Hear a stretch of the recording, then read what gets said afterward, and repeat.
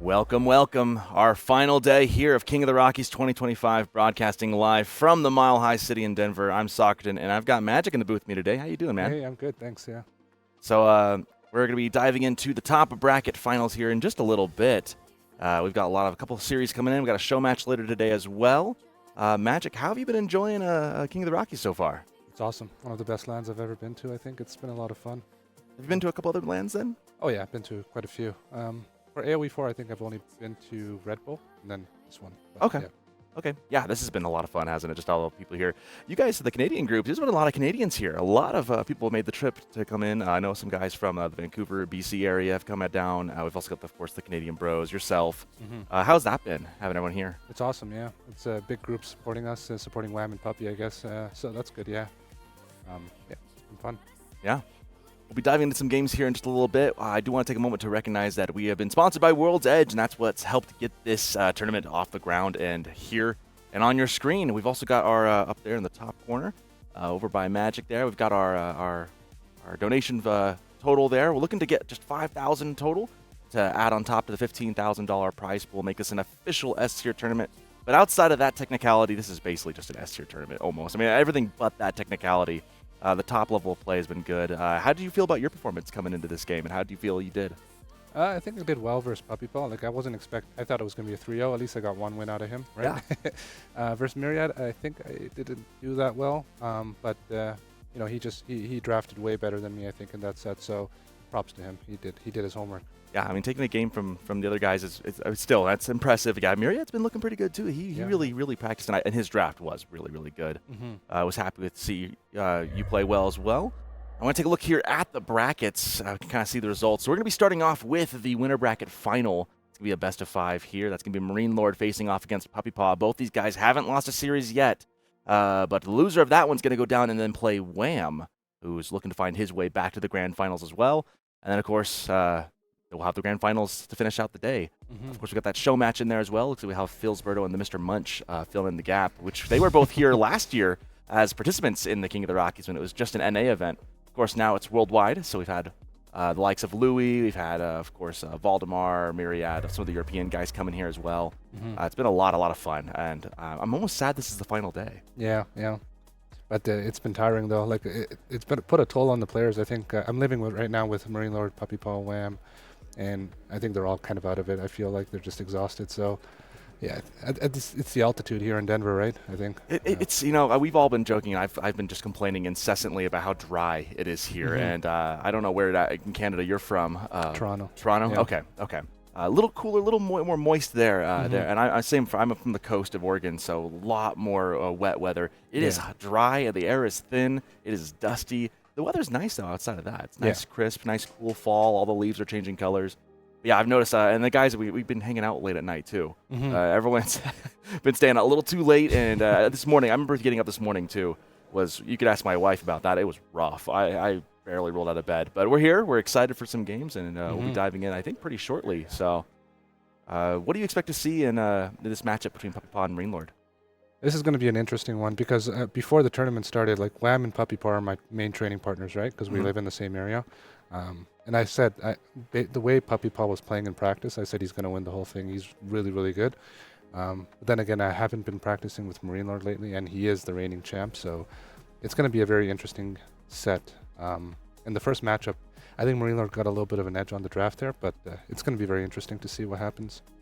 Yeah, I'm excited to see the draft and see how that kind of goes. When we talk about drafting a little bit, I feel like this is kind of as we see the first matchup is going to be Roos into Japanese. When we talk about the matchups and we talk about drafting, how much preparation do players go into for that? Because I know there's a lot of like just practicing the game, but this is an element that is pretty much only unique to tournament play.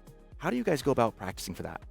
This is huge, actually. Like, I mean, to be honest, like, as a top, I don't think I'm like maybe the main thing, the top 8 versus top 16. I feel like drafting is the biggest differentiator between the two. Just talking to them, like talking to MarineLorD and PuppyPaw and Wham, and they have like these tiny little edges, right, that I never even knew about. For example, like yesterday, I think China got banned first, and then Louis MT had to pick China first, but people were saying that that's just going to screw up the entire tempo of the drafts. And so little tiny things that give a massive edge. I feel like this is And how do you prepare for it? I think just experience, lots of games, and lots of practice. Yeah, I've always wondered often like how much gamemanship and mental gymnastics you guys kind of put each other through and how much you go back and forth on some of these things. As we take a look here at the all-time head-to-head, the series count is definitely in favor of MarineLorD here. He has been, I think, one of the most consistent, if not just the most consistent players in AoE 4. Series count 20-5, and the match count 62-25. The win rate there, a little bit better for PuppyPaw. I mean, it's 71% as opposed to 80, but obviously the series usually goes MarineLorD's way. But those 5 series, I mean, PuppyPaw has done it before. What is going to be the key for PuppyPaw to try and get the upset over MarineLorD? I think today is going to be more than just about skill. And I think in terms of skill, like MarineLorD has like the best overall skill set in the game. But I think today's a different type of skill set that you're going to need. You're going to need a lot of endurance, a lot of grit, a lot of willpower. Because I've seen what's happening right now, because we're all staying together right now. None of them are fully rested. None of them are at full power right now. So it's going to be a lot of willpower, endurance, and I think PuppyPaw has it. I think he's going to take it, actually. Oh, yeah, you expect the upset. I think it's going all to right, take it, bold prediction. I like to see it. Expecting an upset here. I've often wondered like how the jet lag affects some of these players, and I felt like the first day the adrenaline was kind of high. Like you said, everyone was kind of just cruising.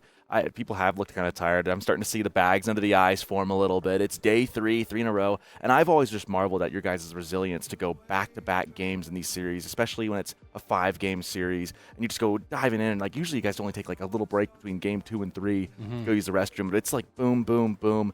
I mean, how does that fatigue affect you game to game? Oh, it's massive. I mean, like you don't realize it until you're actually in game. Like the adrenaline's kicking in, but your decisions are just like a little bit lackluster when you're just grinding through games. It has to be, you know what I think it is? It has to be like muscle memory at that point. And if you had a lot of games in and a lot of practice in, the muscle memory takes over. You don't have to think too much. And I feel like that's a big differentiator also with the top 8, top 16 guys, right? Yeah, and you were mentioning the draft. So of the draft, do you think PuppyPaw has the better draft between the two of them, or who do you think's got the edge here? I think it's a close draft, but the first game I think is MarineLorD is probably happy about that matchup, Rus versus Japan. I think Japan is probably the best civilization in this tournament, and everyone's a little bit worried about Japan, obviously because China and House of Lancasters perma-banned every game, right? But yeah, Japan is the best civ in the tournament, and one of the best civs against Japan, I think, is Rus with horse archers and whatnot. And Pigeon View is also a grid map for Rus, so I think MarineLorD is probably happy about the first matchup there. It's so strange to me to hear Japanese taking such a top edge with the top 2 other civs being gone. What is it about Japanese that makes it so good, do you think? There's a lot of things, but I think one of the main things is right now we're in a knight meta, and Japan has the best knights overall, so it just makes it super easy just to mass them, right? Because once you get the Batterman in and the deflective armor, you can pretty much just make pure knights and just run around the map, which is most other civs can't do that right now. Yeah, those mounted samurai, especially you get the bannermen in there as well, the extra attack. It's pretty brutal.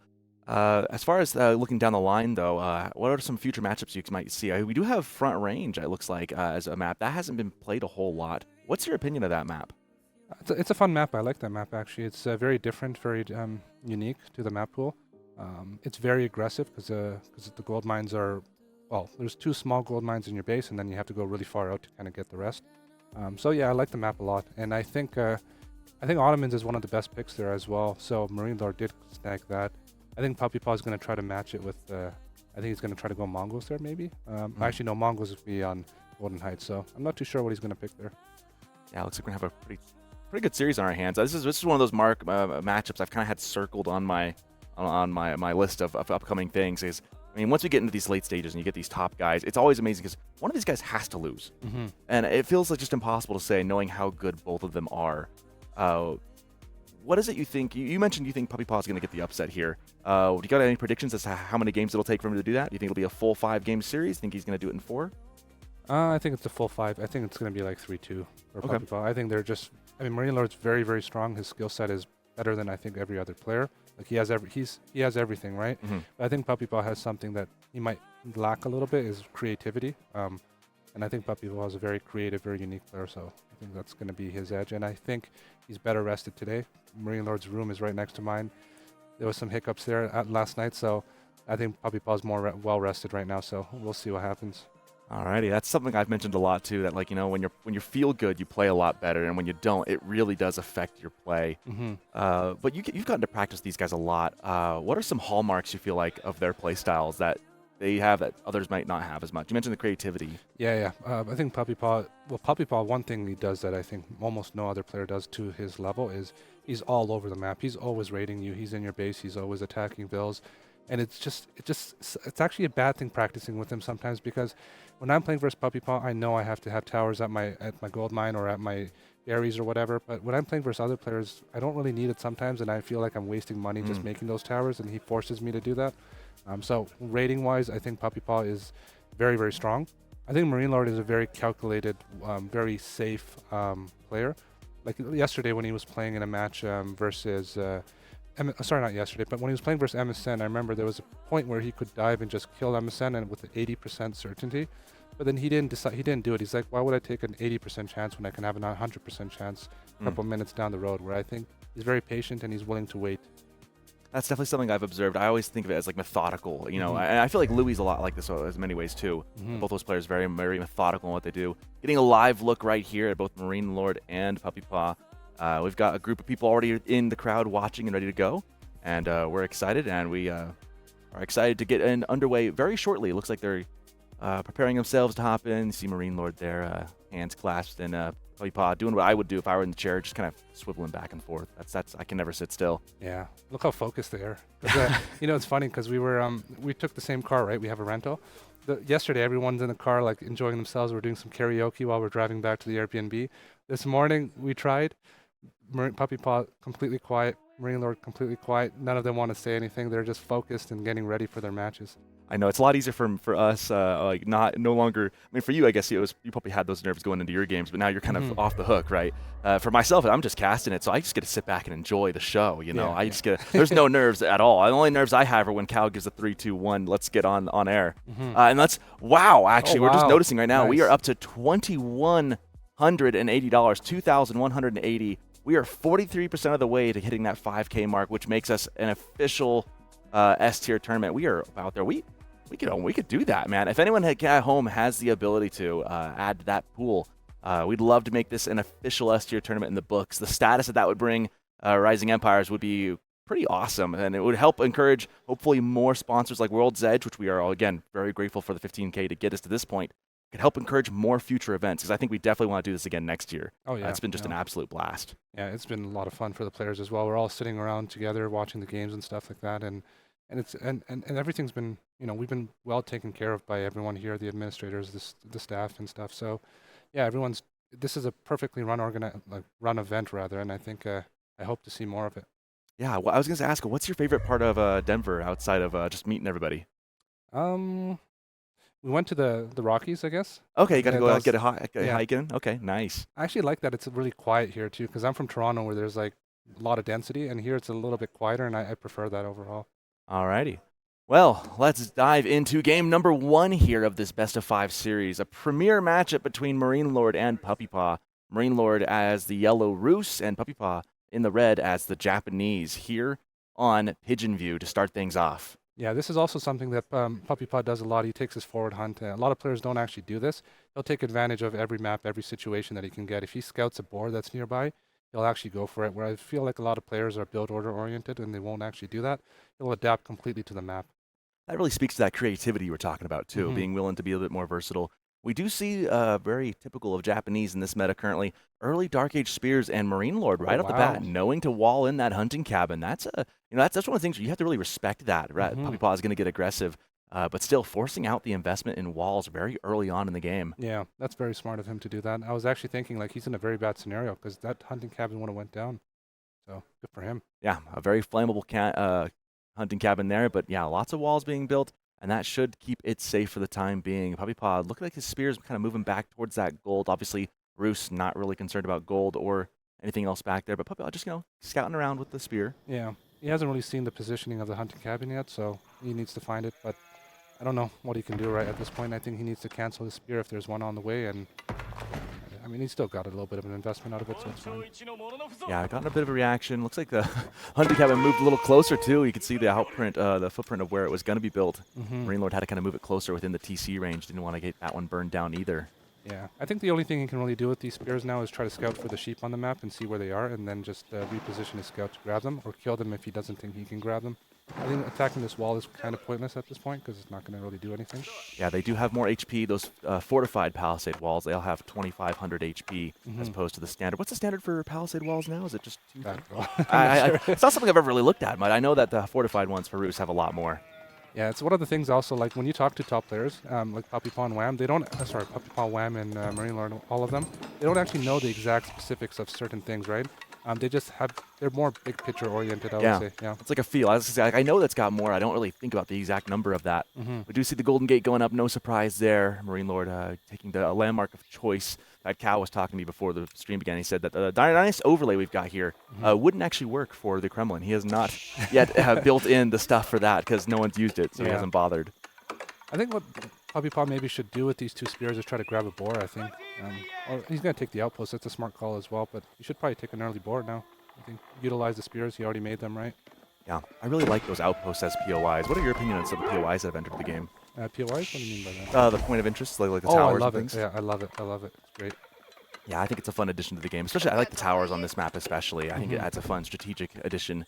We do see the Cora storehouse coming up here, put pretty dang close to the town center. Going to lose out on a farm or so, but next to the wood line as well, acts as a nice drop-off for the resources. And I like that it gives you more surface area, so it's technically not even like one lumber camp, but like it's like two or three, because it gives you a wider surface area, so it's more efficient to gather from. Spear number 2 still walking around. One tower underway, and now we kind of sit back and wait for them to get into Feudal Age. Everything in Dark Age is mostly done here. Yeah, I think it's just going to be the standard pro scouts into horse archers for Roos, and then I think 1puppypaw is just going to make a lot of samurai. I mean, this is going to be tough, I think, for 1puppypaw. I'm not sure if he's going to make Yumi here or not. Because if you watch the game with Louis MT versus, I forgot who it was, but he just made nothing but mounted samurai, even versus horse archers. Yeah, that's a tough unit to deal with. We see the spear taking down those deer, spreading them out, making it a little less efficient. Yeah. I guess it's also a good thing now he has to make archers MarineLorD if he wants to go with pro scouts, right? He's going to do it. I mean, the spears paid themselves off already, I think. Yeah, just the wood investment there kind of slows MarineLorD down a little bit. You see pro scouts being clicked up right now for MarineLorD, so no surprise there.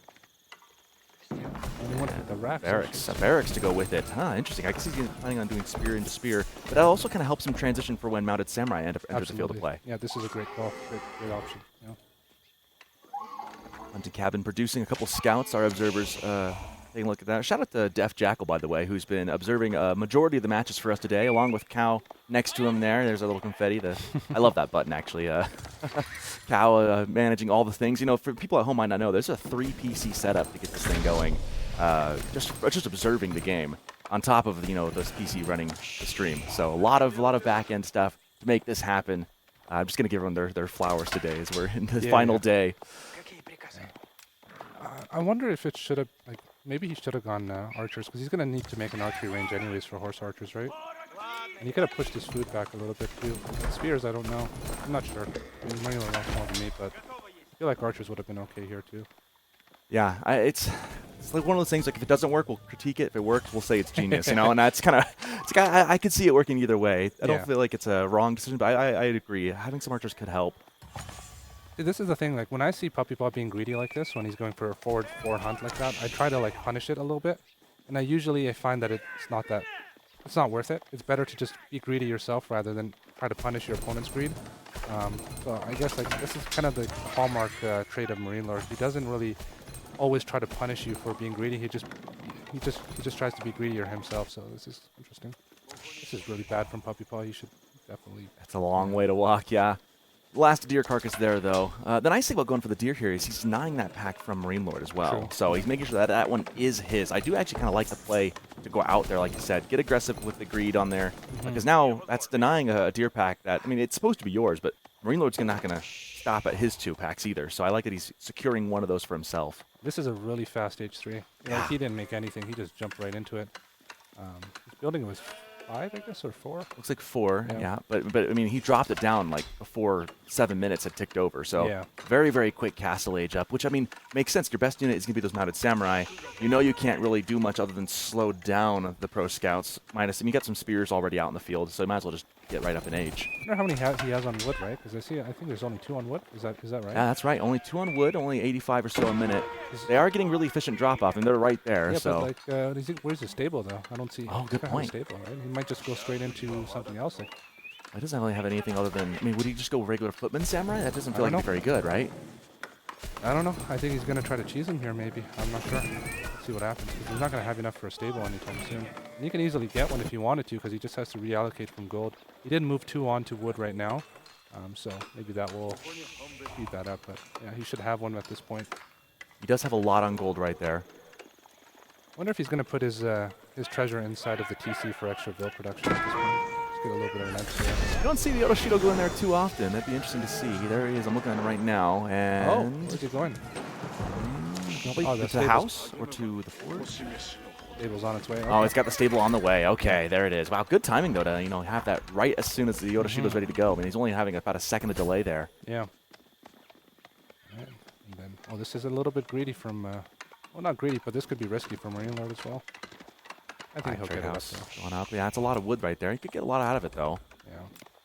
He also needs to get his +1 ranged armor very soon as well. He knows what he's up against, right? There is indeed, it looks like either, is that a samurai in the queue for MarineLorD? Like just a regular samurai, a footman. Is it? Oh. I saw one. He's going for a bannerman, right? I think he must have misclicked and then switched over Bannerman. There was one in the queue for a second, but he is going to go for the mounted samurai instead, the better unit. I think he needs to make something happen very quickly, or else it's gonna snowball into a MarineLorD victory. Because once you get a critical mass of horse archers, it's very difficult to deal with it. Samurai chasing down the scouts now. Wheelbarrow clicking up for MarineLorD. We do also have the 2 upgrades, the wheelbarrow-like upgrades for MpuppyPaw as well. I think it's, what is it, Hawata? Yeah. Sometimes it's bad to just aim move like this. You see how he wasted valuable time on his samurai getting to where he needs to go, right? Looks like Wall in the Puppy Paw's back. one, yeah. I like that choice, nice and defensive. But like you said, he needs to get some damage done. But there's a lot of spears already, and this is where that barracks for MarineLorD is really coming into play. Having that barracks and be able to produce spears while still in feudal age, while still aging up, it helps him to take care of this as it happens. However, Bannerman getting on top of a villager right on, and a slow reaction from MarineLorD. He will lose one. Will he lose another? Probably not. Bannerman taking some damage as he runs through. This is kind of a risky dive. Yeah, this is a little too much. He overstayed his welcome, I think, here. And he might not even get away. Looks like he maybe just escaped with a little bit of HP left. But now he's got a horse archer chasing down on him. That's what I'm saying, like with Japan, you can just non-stop make mounted samurai, right? Whereas other civilizations have to transition into something else. You can see he only has 5 on wood, so he's just planning on going all in on samurai, mounted samurai at this point. So it's going to be interesting. He's going to need to get off some really good raids, though. Samurai hiding in the shadows there. Horse archers know they're over there. They can see him just within range of the vision, so they will get a snipe and gets the Bannerman down. Mounted Samurai trying to avenge him, but to no avail. Oh no. Bannerman goes down there. Samurai trying to take care of the spears, but those things just got upgraded into the veteran seat. This is not a great engagement for MpuppyPaw right here. So. This is really bad. Not getting enough value, losing Mounted Samurai. Those are expensive. Yeah. Meanwhile, behind this, PuppyPaw is getting the relics, so that's pretty good. He's buying some time, keeping MarineLorD in his base while he gets all the relics on the map. But I don't think the pure mounted samurai play is going to work here. I think he's going to need to transition into something else.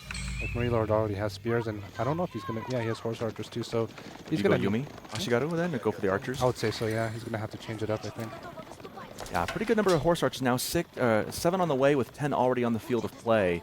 Not to mention the warrior monk and a handful of spears, which have already proved quite quickly for PuppyPaw, as we see Relic racing home. Shinto Priest trying to get that back. Horse archers could chase him down. Thankfully, the springald emplacement there is enough to hold them at bay. That was good for PuppyPaw, I would say. He got a couple kills there. And he's taking all the berries too. Like, I think Japan has one of the highest berry gather rates in the game, right? Maybe second best or so. So that's one of the reasons why this is a really good map for, I think, Japan. Mounted Samurai kind of running rampant, however, across the field. Getting a good grab of the Warrior Monk. He will go down. That's a pretty good investment taken away from MarineLorD. And this is kind of what you mentioned. PuppyPaw's really good at just the raids. They're just splitting the attention. And here's another way to prove the point. Mounted Samurai under the base. Probably going to go down here. Might have gotten another kill, however. Nice, yeah. But I feel like this... It sucks for PuppyPaw because I feel like he's one of the best aggressive players, but MarineLorD's also probably the best defensive player in the game. Him and Beastie Cutie, so yeah. Best defense versus the best offense. Yeah. You love to see it. Horse Archers looking for the Mounted Samurai. They will. At this point, they're basically three-shotting the Mounted Samurai. Yeah, this is not looking good for PuppyPaw. He needs to make something happen. That's those Horse Archers. They're not really good at standing up and taking the big engagements, but they're so quick. And if you can just get those little picks and hit and run tactics, eventually they hit that critical mass where they're just one-shotting you, and then it becomes a real problem. Yeah, and you can see that wall that MarineLorD made at the beginning of the game to save his hunting cabin is actually saving him from these raids right now too. So it has so much value there. Yeah, it's given him a lot of value too. You know, it's given some real estate too. That tower right there, that outpost, doing a lot of good. This hunting cabin, I feel like, this landmark, I think, is a little bit. He needs to wall this up so he can actually utilize the deer that are popping out. At this point, he's got pro scouts. He's just taking them back to the base. That's actually a really elegant solution. That's smart. Shinto Priest getting caught out. No. Will they get seen? They will. They'll surround him and take him down immediately. But a lot of villagers exposed! And these Horse Archers are going to chase them all the way home. Stealth Force maybe helping out just a little bit there, but still, multiple villagers down. Horse Archers proving quite lethal here. Kill counts are still pretty even. PuppyPaw has 3 relics, so I think he's still okay here at this point, even losing a couple bills. At this point, we start kind of looking at the eco-idle time, right? And Roos has been idled out. You can kind of see the percentages down there, 84% to 92%. The raids from Puppy have been effective, but this was a pretty good grab from MarineLorD here. Yeah. There's a look at our total villagers idle graph. Of course, it doesn't quite count the walking speed when they're actively, walking. It's just the pure idle time. But still, gives a good idea of how much of a difference there's been with these raids. But again, a lot of Horse Archers on the field. Mounted Samurai in a head-on fight would win. But the kiting that these things can do, it can be really annoying. Yeah.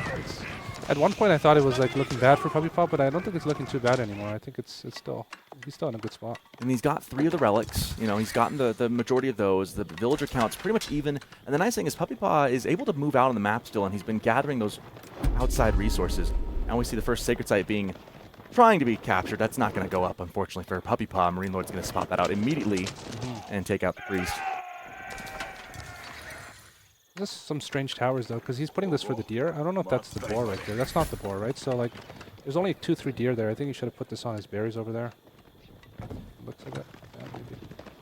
At the very least, I won't ever be upset about seeing towers on this map because the vision is just paramount, Yeah. I'm curious where the further Yoroshido have gone for PuppyPaw. I know he's got the one in the stable. Where did he put the other one? Second one in the stable, so he's really doubling down on that. 2 in the stables and 1 in the archery range, so he is going to be pumping out some ranged units. And we see the first 2 Yumi Ashigato in the queue. Oh, great pickup here. Good fight, yeah.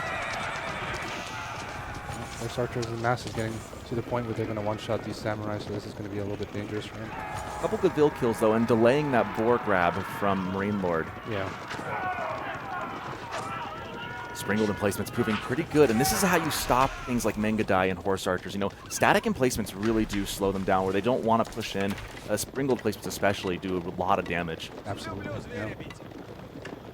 And he got control of the boar and the sacred site and a large gold here, so this is a very good positioning, or very good position rather, from MarineLorD.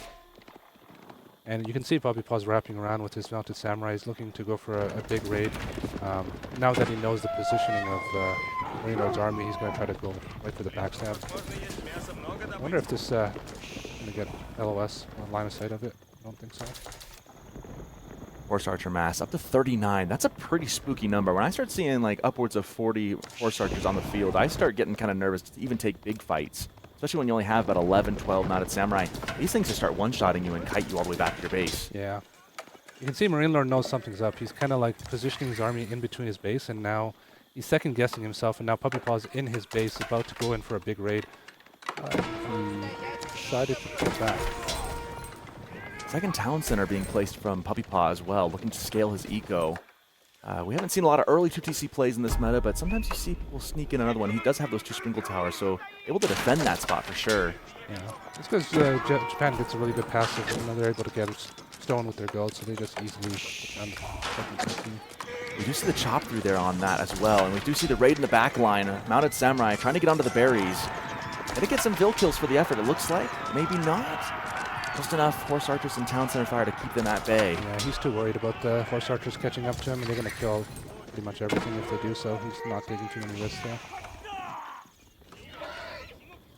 puppypaw has a lot of gold in the bank. I wonder what he's planning on doing with that. Yeah, he's floating 1,000 gold. At that point, you really got to do something with that. You know, you don't want to sit on that much. He's mining a lot as well.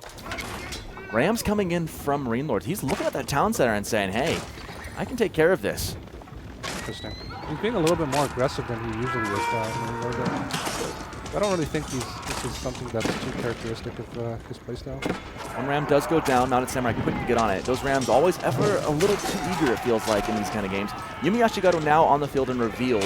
Horse Archers looking to start making some trades if they can. Swingle Towers doing what they can to help as well. Mounted Samurai, though, are going to go down pretty dang quick. Only one left right here.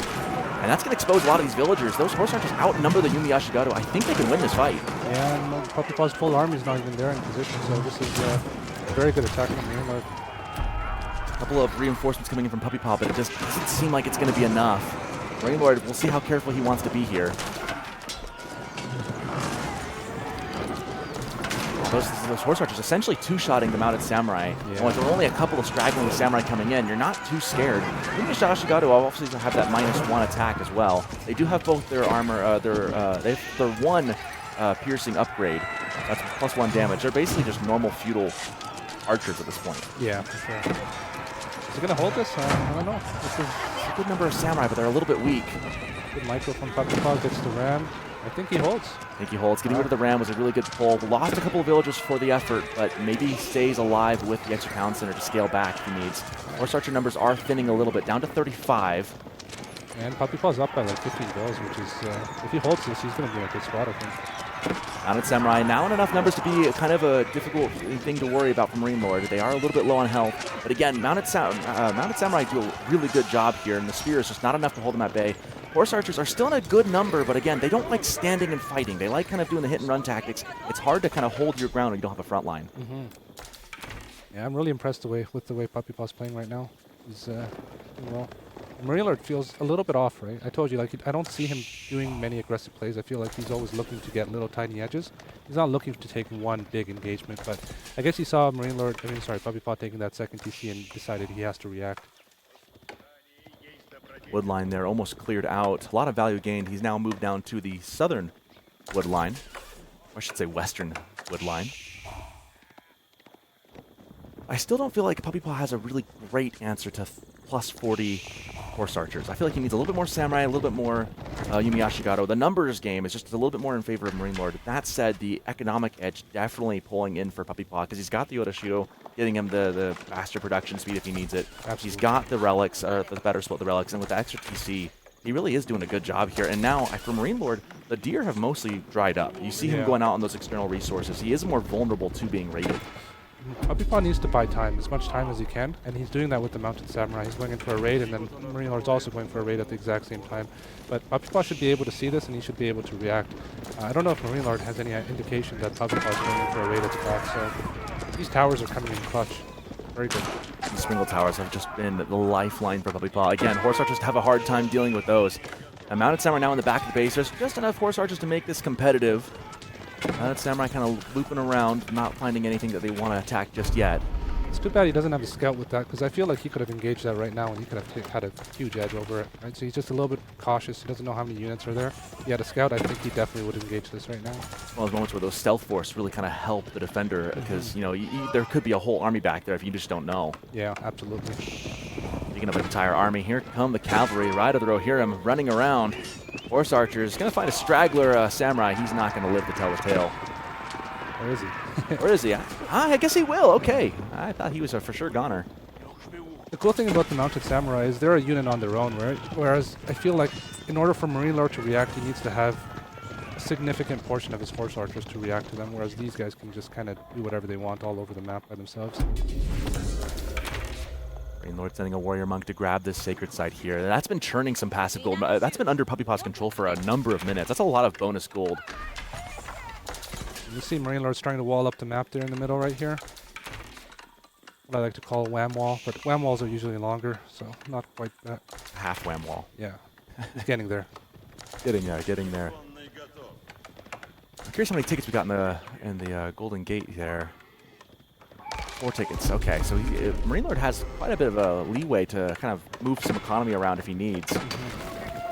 This is like getting dangerous for MarineLorD. He needs to make something happen, I feel like, because it's looking really, really good for PuppyPaw at this point.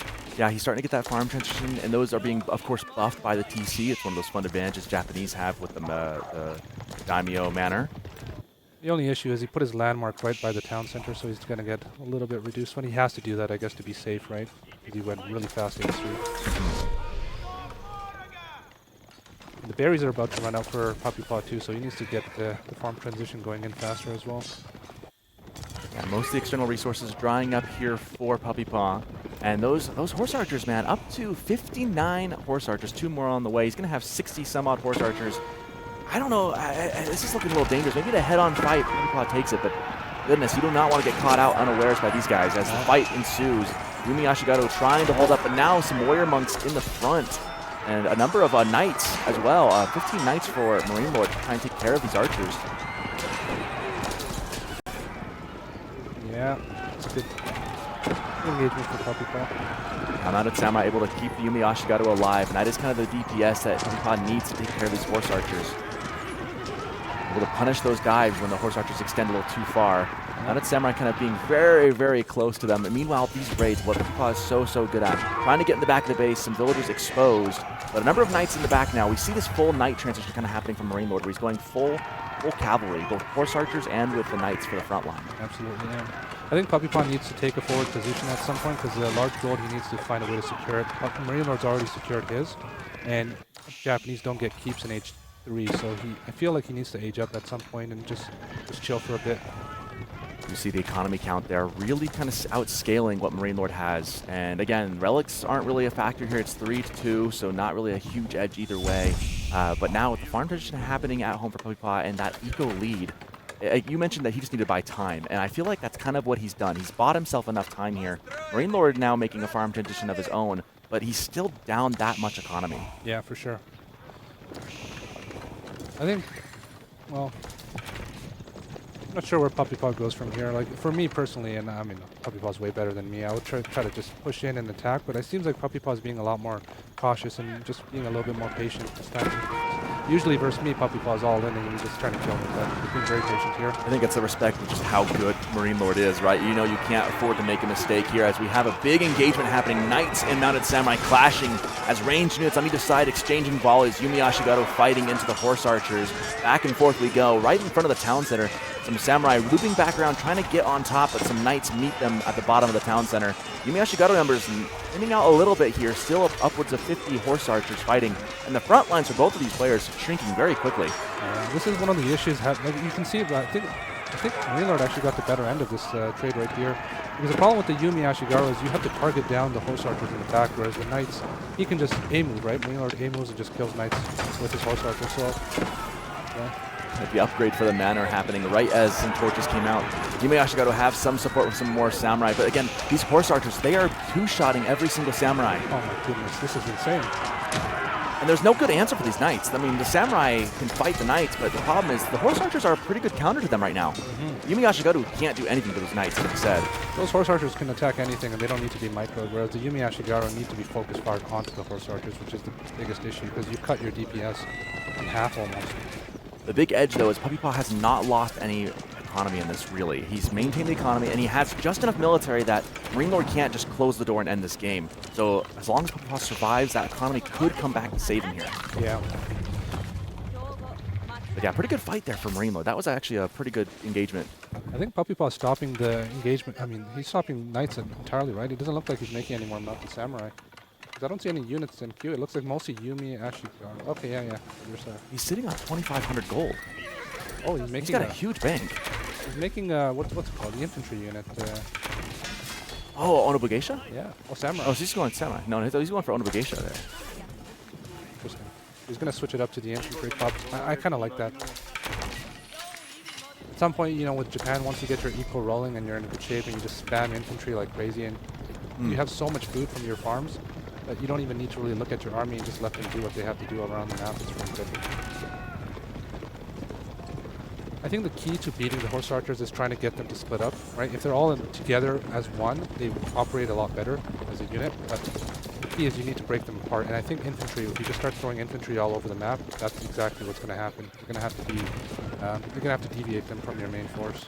He's still pumping up a lot of Yumi Ashigaru as well, up to 52 now. My question is, what do you got to have something to do with those knights. I mean, Yumis just aren't going to do enough to the knights. It looks like he's probably focusing on an Egypt at some point. He's using the archers. He's going to play a little bit defensive around his town center, because his town center is essentially a keep, right? So he's going to play defensive. He's going to get to H3, and from there on out, see what he makes. Yeah, it looks like he's going to be an Imperial Age play. He's got the gold, and he's almost there with the food. He just needs another half minute, and he gets to pick up. See, I told you, like, puppypaw's relentless. He's always raiding. He's even like 28 minutes into the game, he's always looking for raids. One, base is wide open, so you might as well, Absolutely. right? Like, you can get in there. The only thing you have to worry about is what units are there to defend. Yeah. The tower, the vision. So that's the difference right there. It's the extra vision from those outposts. I mean, just look at how far those can see. An entire screen all around them, essentially. Yeah. So it's going to be hard to creep up on MarineLorD. MarineLorD does have map control at this point, so I wonder if he should secure it with some keeps of his own. But he's going for a push. I say, speaking of keeps, Castle of the Crow has been clicked up. Right as MarineLorD begins to push, he must suspect something. I'm sure he understands this is about to happen. Where is that keep happening? Kind of right in between these town centers.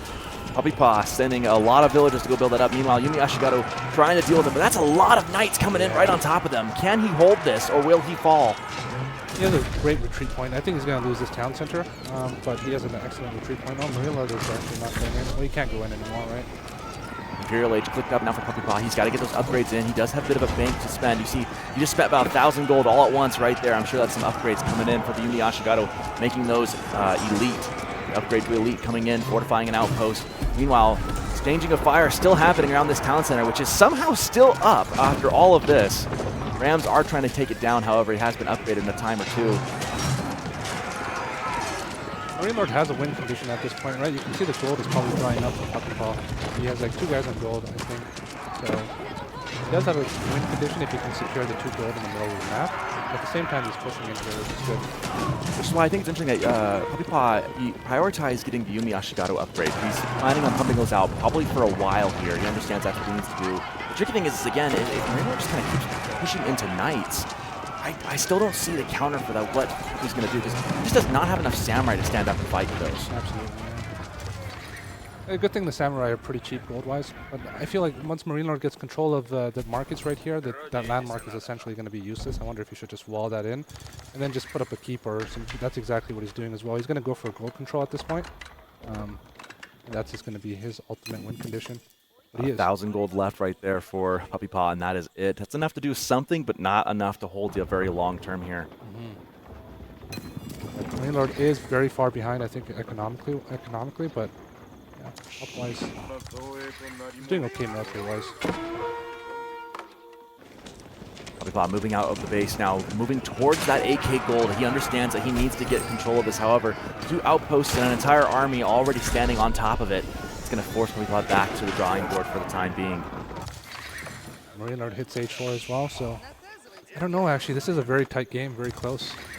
Yeah, because puppypaw's, got that edge economically, but tech-wise, they're about even, and the gold going in favor now of MarineLorD. It's going to be tough. However, more raids behind this here. Do you see that? Yeah, he's just not going to let up, and this is what he's got to do to keep himself in that lead, right? If he can keep MarineLorD in his base and back him up, force him to respond, that'll help him a lot.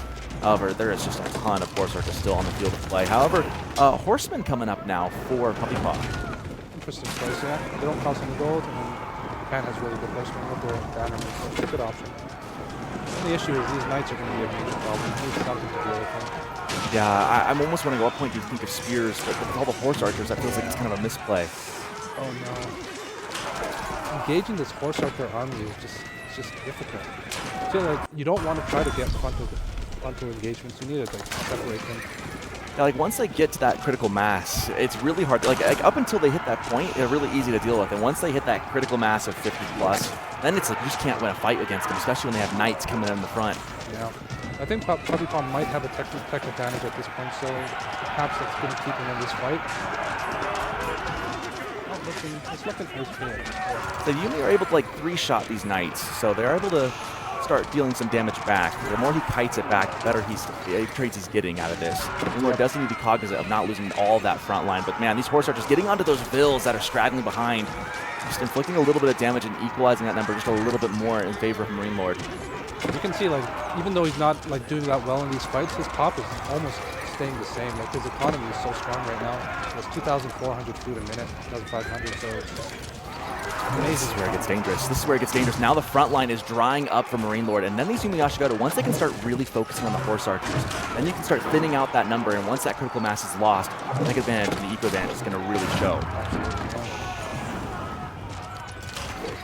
Rams pushing in, some villagers trying to take care of that behind this as the archers continue to exchange fire on both sides. Another comp I would think of Yumi going into the Imperial Age, but he's making it work. He's pushing him back. For as long as there's horse archers, I feel like it does work if you can get them onto the horse archers. They do trade very economically in your favor. The numbers are so close. Down to 34 Yumi now, as opposed to 54. That horse archer number has not dipped below 50 for the last 15 minutes. MarineLorD doing a great job, just microing them very well, not letting any of them die. This fight is, at some point it's going to go into 1puppypaw's favor because the economy, he has like 30 girls on MarineLorD and he has 3 relics to 2, right? See the total resources a minute, still mostly in favor of 1puppypaw these last number of minutes.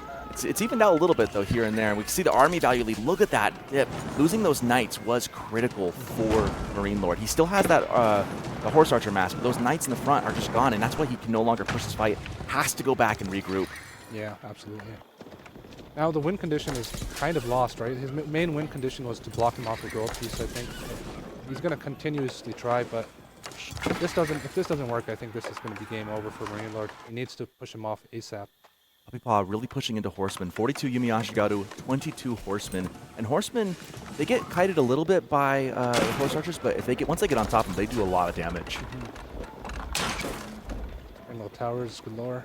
I mean, that's how you stop raiding units like Mangadai and horse archers, right? You just got to get those static defenses. Yeah. And looking at that AK gold, those villagers know what's coming, running towards it. But even that outpost won't protect them for long. Horsemen could easily torch this down very quickly if they so desired. Yeah. Does 1puppypaw run past, or does he do something about it? He's running right past. Okay. Not going to deal with that. He knows that there's a number of elite horse archers that are on his tail. You need to move MarineLorD's army to the back of his base. That way you can push the front of his base, right? So I think that's what he's kind of doing right now. The entire army is going to get dragged to maybe a corner or somewhere around there. Meanwhile, if he does find villagers to raid, he can do that as well. Disrupting the opponent's economy, forcing the army back. It just lets you take more map control, get on top of that gold yourself a little bit easier, buy him more of that time which he needs. Because when you have the economy advantage, it's all about timing. You just want more and more time to continue to exert that advantage. You see knights now chasing some of these horsemen all the way to the very far corner. 1puppypaw just sacrificing them to buy him that time. And all those horse archers running in the back of the base of MarineLorD now, and the farms now exposed to the horsemen. And you can see 1puppypaw's bringing in his main force as well now that he sees where MarineLorD's army is. So he's able to actually, it looks like he's going for the critical push. I would like to see some towers here as well. Try to just continuously leapfrog forward with Springolds, but this is a great position as well. Now firmly on top of that AK gold. So now 1puppypaw can pretty much do whatever he wants as far as unit composition. He's going to have the ability to produce what he wants. That said, there's a lot of yellow units on the map for MarineLorD. He has a total of 68 horse archers and now 16 knights on top of that. Yumi Ashigaru not enough in numbers to deal with that all at once. Yeah, I like the Reese army in this position right there. I think he's fully upgraded. He's looking good. +3 attack. A lot of villagers go down right there. A lot of horse archers with the flaming arrows coming in. 1puppypaw loses a good little chunk. It's now 64 economy kills for MarineLorD to 14. He's really kept this game in check. Right now, only a 20 villager lead for 1puppypaw. 20 villagers is a lot, though. But yeah, I see what you're saying. He's done well. Keeping himself in pace. Yeah, he's not letting this run away from him, which is why this is so close. I'm very surprised MarineLorD, PuppyPaw is not adding any infantry to this comp. He's just going with the Yumi. Would you be adding Samurai, or would you adding Spears or Onabagation? I usually just start mixing a little bit of all of those in. But then again, the horse archers can kite in days, right? So that's what I'm worried about. Those static emplacements are really what's keeping them here, I feel like. They just do a good high base damage to the Knights as well, so the Yumi don't have to worry about them as much. Horseman finding some horse archers there, keeping some grades, and now another push from MarineLorD on top of the gold. Villagers very exposed here. Another one goes down. Yumi Ashigato trying to get in a position to fight. Horse archers just up to 76, and now a bombard on the field trying to take down these Springle towers, and that's been kind of the line of defense we've been talking about. Those Springles are keeping those Knights away. Once they start crumbling from the bombard, it's going to be really tough. Thankfully for PuppyPaw, he does have horsemen. He could try and force the issue a little bit, but again, it could be really risky. Yeah, MarineLorD finally hit 200 pop. 200 pop army right now, so it'll be interesting to see. I think this is going to go in favor of MarineLorD though, but great micro, creating the bombard. Ashigato starting to inch back, trying to kite horsemen, Knights, getting basically one shot by the whole mass. Bombard in range, will it go down? PuppyPaw laying some fire onto it. Down, and first one will pop, but a second one is already behind. There we go. We see the Siege High Armory and the Siege Workshop working in tandem. That's one of those things that make Brew so good in Imperial Age. I'm starting to get worried this might be it. PuppyPaw is not looking great here. The numbers just aren't enough, and the Horse Archers and Bombarders with the Knights as a combo is really difficult to deal with. I think he just hasn't found an answer for these Horse Archers yet. I feel like they've just been getting tremendous amounts of value in all of these fights. Villagers now pulled away from the gold, trying to keep the towers up. PuppyPaw very aware that those Springle towers are incredibly important to him. Now he's making 5k food. I haven't even noticed this. PuppyPaw has a huge bag, but the problem is, look at the gold number. He's sitting at 58 gold. He's only getting about 900 a minute, and that main source of gold is under duress as Horse Archers shoot more villagers off of it. Yeah, that's the main problem for it. I wonder where he put his treasures. He does have 3 relics, but maybe it's time to reposition relics. The Yoroshido? Yeah. So they were originally in 2 of the stables and an archery range. More raids coming in. Some elite mounted samurai now trying to get into the base. Yumi Ashigato trying to snipe the bombard, but those Horse Archers have pretty good range. Pretty much the same range as the Yumi Ashigato at this point. It's really kind of hard for them to get in range without getting fired upon themselves. And meanwhile, those Knights ever present, just forcing PuppyPaw back.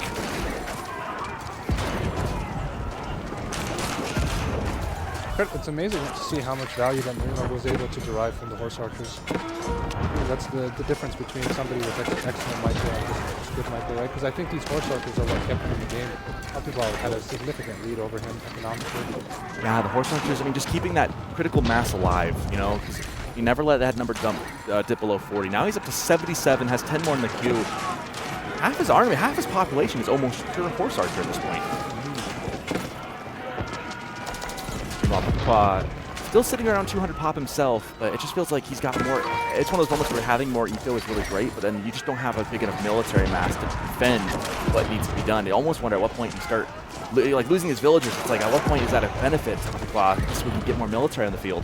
But again, he needs the gold. He has about 1,200 gold now. But again, what's the answer to these Horse Archers? What can PuppyPaw do to stop this horde? I think this is just a battle of attrition, and it looks like PuppyPaw is actually winning here, because if you look at MarineLorD's bank, it's completely dried up, right? So if PuppyPaw can start maybe taking a favorable engagement, it looks pretty good for him. Yeah, if he could just get that, if he could just wipe those 83 Horse Archers off the field, MarineLorD's not going to be able to replace them, right? Yeah. But it's easier said than done, right? Absolutely. You just got to get that one critical fight to go your way, and then the replacement's not going to happen. Because PuppyPaw has been losing a fight, replacing it, or losing it, building it back. He's been able to kind of keep this up for a very long time. And to your point, again, MarineLorD's done a really good job of just keeping what he has alive. Absolutely. 5,000 food in the bank with 3,000 a minute, which is insane. Fully farm transition, both players doing good. Even MarineLorD, he's only at 1,500 a minute, which is not bad, but next to 3,000 a minute, that's the fully upgraded daimyo manners and the farm upgrades that come with that. Meanwhile, the PuppyPaw in the back of his base here on the front door, trying to hold this at bay. I think he got most of that AK gold mined up, so I don't think he minds losing that position too much. At this point, Castle to Crow starts coming into play. Like, you start getting like a good trade line going. You start trying to get some continual gold running as Horse Archers trying to hold on to the bombard. This is where they can't really run away. They don't want to lose that bombard. So now they're just trying to take some bad engagements here as the Yumi Ashigaru start picking them off one by one. That bombard's in range, and it probably could get sniped if PuppyPaw could just click on it. Down to 4 HP. Wow. Just buried in the mass of Horse Archers, unable to click on it. PuppyPaw settling for the trades that he can get anyways. Horse Archer number still holding steady at 76. What a grueling game one. This is insane. I know, this is game one. Imagine how the rest of the series is going to go.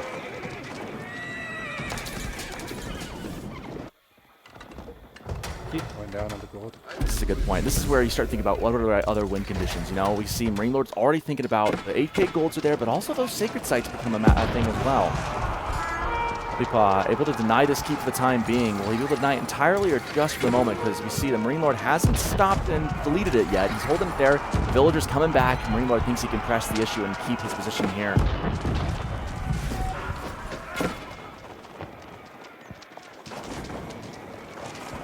Horse Archers, man. He's starting to get a bank as well now. There's 1.7 food, wood, 1,000 gold. Trying to look better and better from MarineLorD, I mean, establishing the center of the map, taking the map control, forcing PuppyPaw back. I don't think of Japanese as a civ that can really maintain a lot of gold for a long time in the back of this.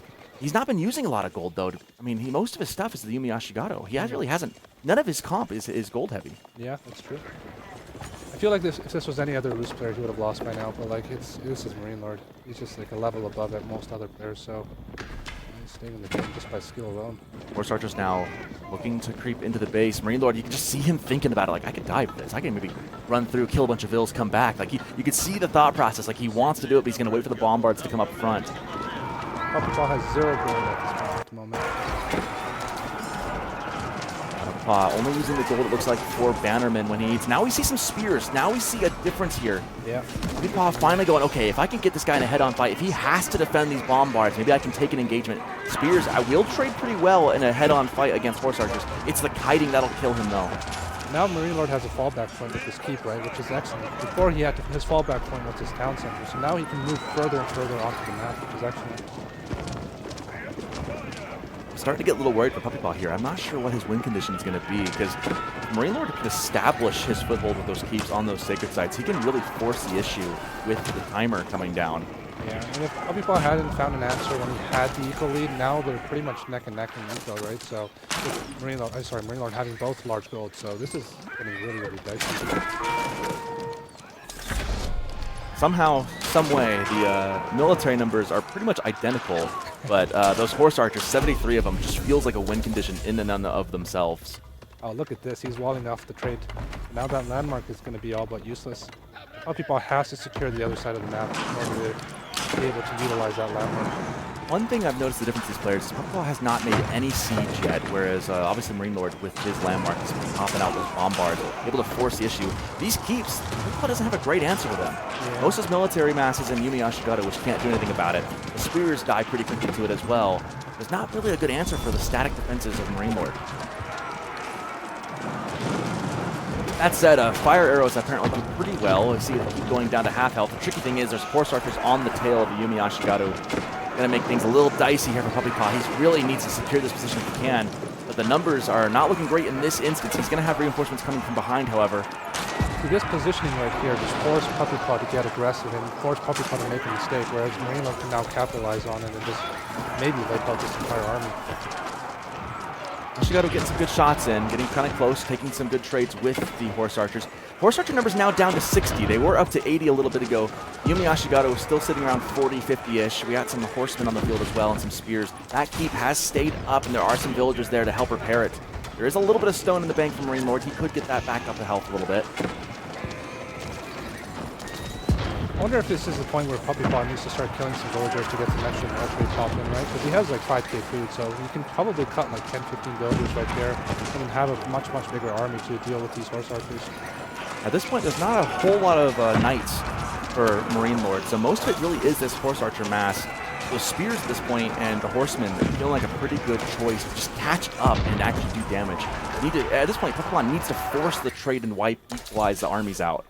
Those horse archers down to 65, still kind of hovering at a pretty stable number. Bombards, though, getting a little bit exposed there, and spears trying to get on top of them. Yeah, these spears are really good. I feel like they're a really good addition because it forces MarineLorD to keep fighting back, whereas you can continuously just take ground. And now you can see that on the right-hand side where he's trying to push in, but was unsuccessful and able to do so. The moment MarineLorD starts kiting him back and then puppypaw gets a little bit stretched out, that speed difference really comes to show. And the horse archer numbers now down below 60 for the first time at 59. But Yumi Ashigaru numbers still kind of at around 30, spears around 30, and 15 horsemen. It feels like puppypaw's just pumping out as much as he can. But these numbers of horse archers stay at that critical number. I think MarineLorD needs to reallocate his economy there. You can see that he's kind of low in terms of food, and he has a lot of wood, so I would like if you just added maybe 10, 15 on food right at this point. Yeah, only 1,400 a minute. puppypaw still sitting very comfortable with a 4,000 bank of food. And again, puppypaw hasn't been using a lot of gold. He does have some in the bank. He's up to 2,000, so he must be getting some passive gold somewhere. We see actually the Yodoshido in the forge right there. And yeah, he has, like you mentioned, reallocated those Yodoshido into the forges, giving him a lot of passive gold with the 3 relics. That's enough to sustain him with mostly a food and wood heavy comp. You can see the farm transition just happened at this very moment, but puppypaw's already in his base, so this is the worst possible time to make this transition. He should have had it already at bank, so now it's going to be a little bit dicey for him. This is the first time puppypaw's been on the other side of the map, let's say. In quite a while, yeah. And puppypaw with an incredible hold here. It's just been holding and holding and holding. Again, horse archers don't like to stand and fight, so they're running backwards. Once those keeps, those forward spots, they were really good footholds. Once you lose those, then it's back to the races, right? Then you have to go all the way back to your base. And puppypaw able to push in forward here, feeling confident to give and trade some of these Yumi Ashigaru, knowing that he's got the food to replace these, whereas MarineLorD does not. Yeah, and I also think that one of the critical factors here is the fact that he started building infantry. Japan has some of the best infantry in the game, right? So those spears really have made a difference in this game. Absolutely. Horsemen now wrapping around onto the villagers, trying to keep that keep up. This thing probably not very long for the world, and now that the horse archers have been pushed back into the base, this opens up the field for puppypaw to push in right on this AK gold, and if this goes down, the sacred timers get reset. The win condition that MarineLorD was starting to develop is going to be evaporated in an instant here. Absolutely. You can see the population tells the story, right? MarineLorD is 160 poppers. puppypaw has been on 200 non-stop, so he can throw away this entire army and it's nothing for him, whereas MarineLorD, if he loses an army, it's game over. Wow, look at the military value lead. Staying steady, staying steady, and the drop-off equalized right there. There's a moment here. puppypaw now has a better army than MarineLorD. Keep has gone down. We do see the villagers from puppypaw moving out. He really does not need as much on food, so he can afford to go a little bit more on gold. He's got 2K in the bank. He could make a switch into heavy units at some point and really change the tables of this game. Absolutely. One of the things I'd like for puppypaw to do is start raiding at the back of MarineLorD's base where all the farms are. It's completely wide open. There's no walls there either, right? So, whereas puppypaw has that town center which acts as a keep, so it's much harder for MarineLorD to raid. I think puppypaw has a more mobile army with horsemen who can actually raid much far easier. Yeah, and the advantage, now that the MarineLorD has that farm transition up, that food's going to start clicking in. He's going to be able to start defending better again. The window is now. puppypaw needs to do some damage before those farms really return the investment. I'd like to see some towers go up by the stone and just take the stone and start dropping a keep at this point and take that forward position away from MarineLorD. And give yourself a fallback as well for those horse archers. Spears, horsemen, and Yumi Ashigaru pushing into the knights and the horse archers of MarineLorD. There's a pretty healthy knight number now. 17, 16 knights for MarineLorD. Still 47 horse archers. That number was up at 80 a couple minutes ago. Now down to 45. I think MarineLorD might struggle a little bit more in the gold department than puppypaw. He has one less relic and he does have the option of making hunting cabins, but it doesn't seem like he's done so yet. So I feel like puppypaw, this is an issue for MarineLorD. Now we see there 160 gold passive a minute for MarineLorD. So he's got some, but yeah, he's not going to keep pace. And we do see that puppypaw trying to open up that trade line again. 196 from the high trade house alone there. The hunting cabin's adding another bit of that as well. So a decent amount of passive gold from MarineLorD. That's basically all he's got. Yeah, for sure. You can see he threw down some more siege factories, right? So it looks like he's going to start changing up his comp, make some more siege. I wonder if he's going to be adding in mangonel. I'd say mangonels are pretty good into horse archers when they're clumped up together. And we see 73 horsemen in the queue. Oh my goodness, wow. I mean, that reminds me also like a Fire Lancer plays with China, right? Instead, just pure horsemen. Are we going to see a landmark snipe coming up here? That amount of horsemen, I mean, they can just wipe off the horse archers. And once the horse archers are gone, we've been saying it for a while, once that's gone, MarineLorD's going to have a really hard time replacing them. Right now, almost back up to 70. Right now, that's 69 horsemen with a bombard, 15 knights, and a partridge and a pear tree.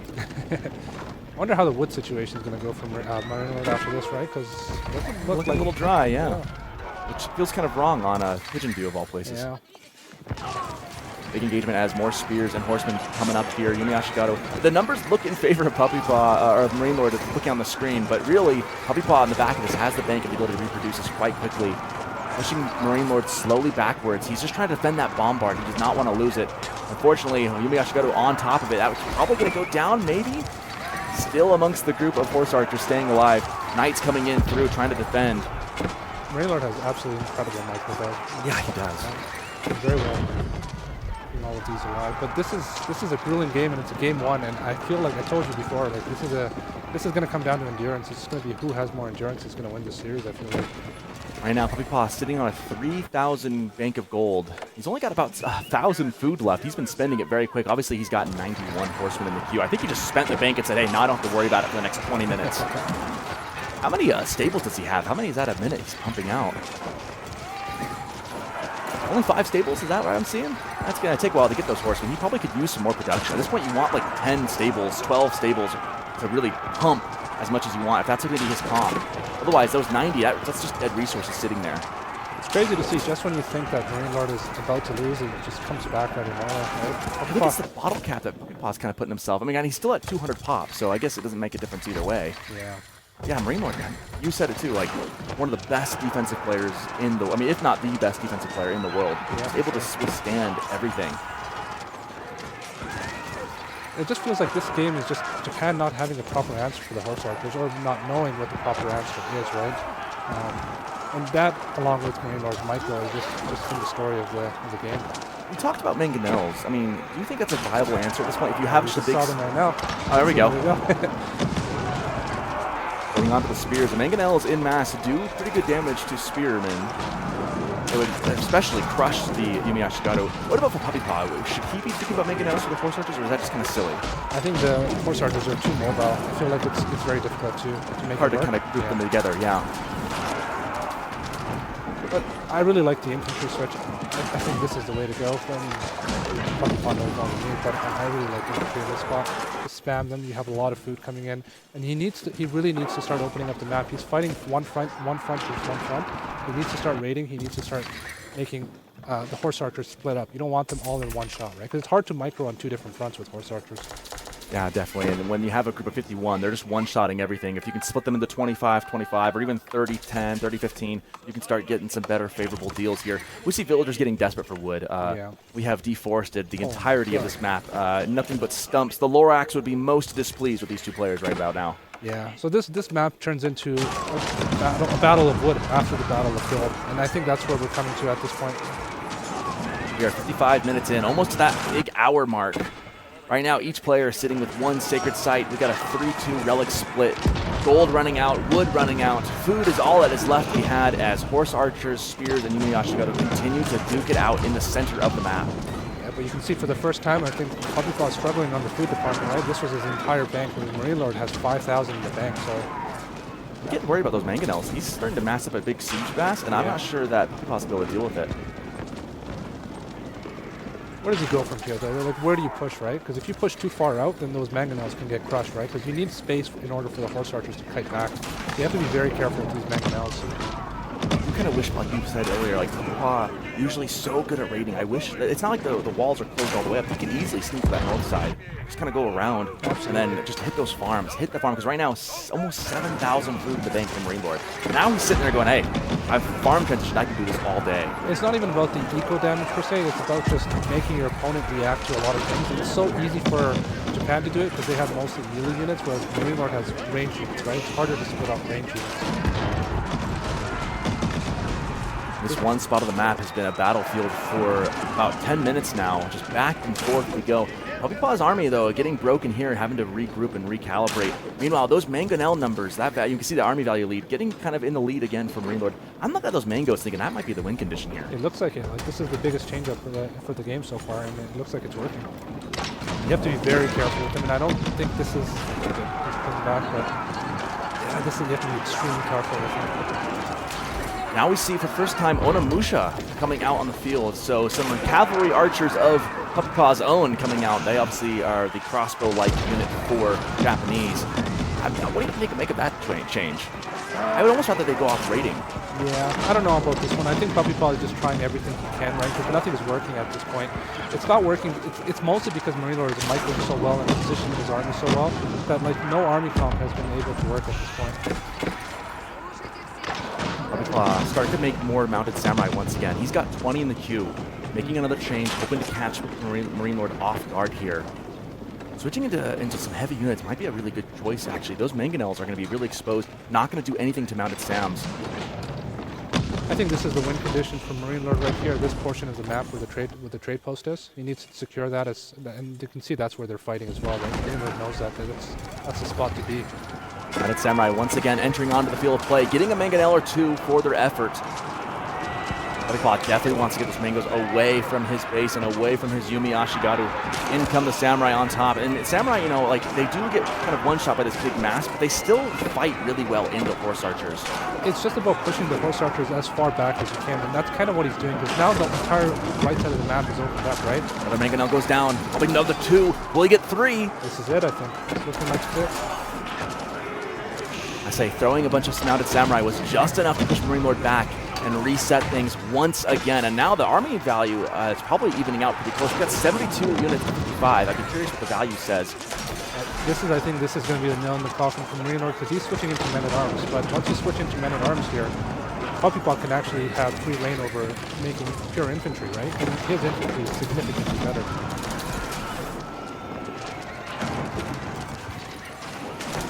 He's making the men-at-arms as a front line, but I guess to counteract the spearmen. MarineLorD's about out of wood right now. 497 a minute. He spent it all trying to keep things going. Looks like, yeah, trading for wood. Our observer pointing out that could be an option. Another keep coming up for MarineLorD, trying to maintain his positioning here. A lot of mounted samurai and spears, however, here to answer the call. We are a minute away from an hour into this game. We started out in the very beginning. We had pro scouts. We had 1puppypaw getting really aggressive. We had 1puppypaw going for the getting kind of greedy with a very fast castle, and now 59 minutes later we have had a grind going back and forth and back and forth. The story has been these horse archers and Yumi Ashigaru for most of the game. It's so back and forth. Just when you think it's over, like one player just clutches it out of the wall screen, so it's just insane. Just when you think someone's at the brink, right? Yeah, the other exactly. player just kind of comes back with another punch. This is kind of like watching, and I like using this analogy a lot in AoE4. This is like watching Rocky Balboa and Apollo Creed just duke it out. We're in round 15 right now, and I'm not sure who's going to go down. Yeah.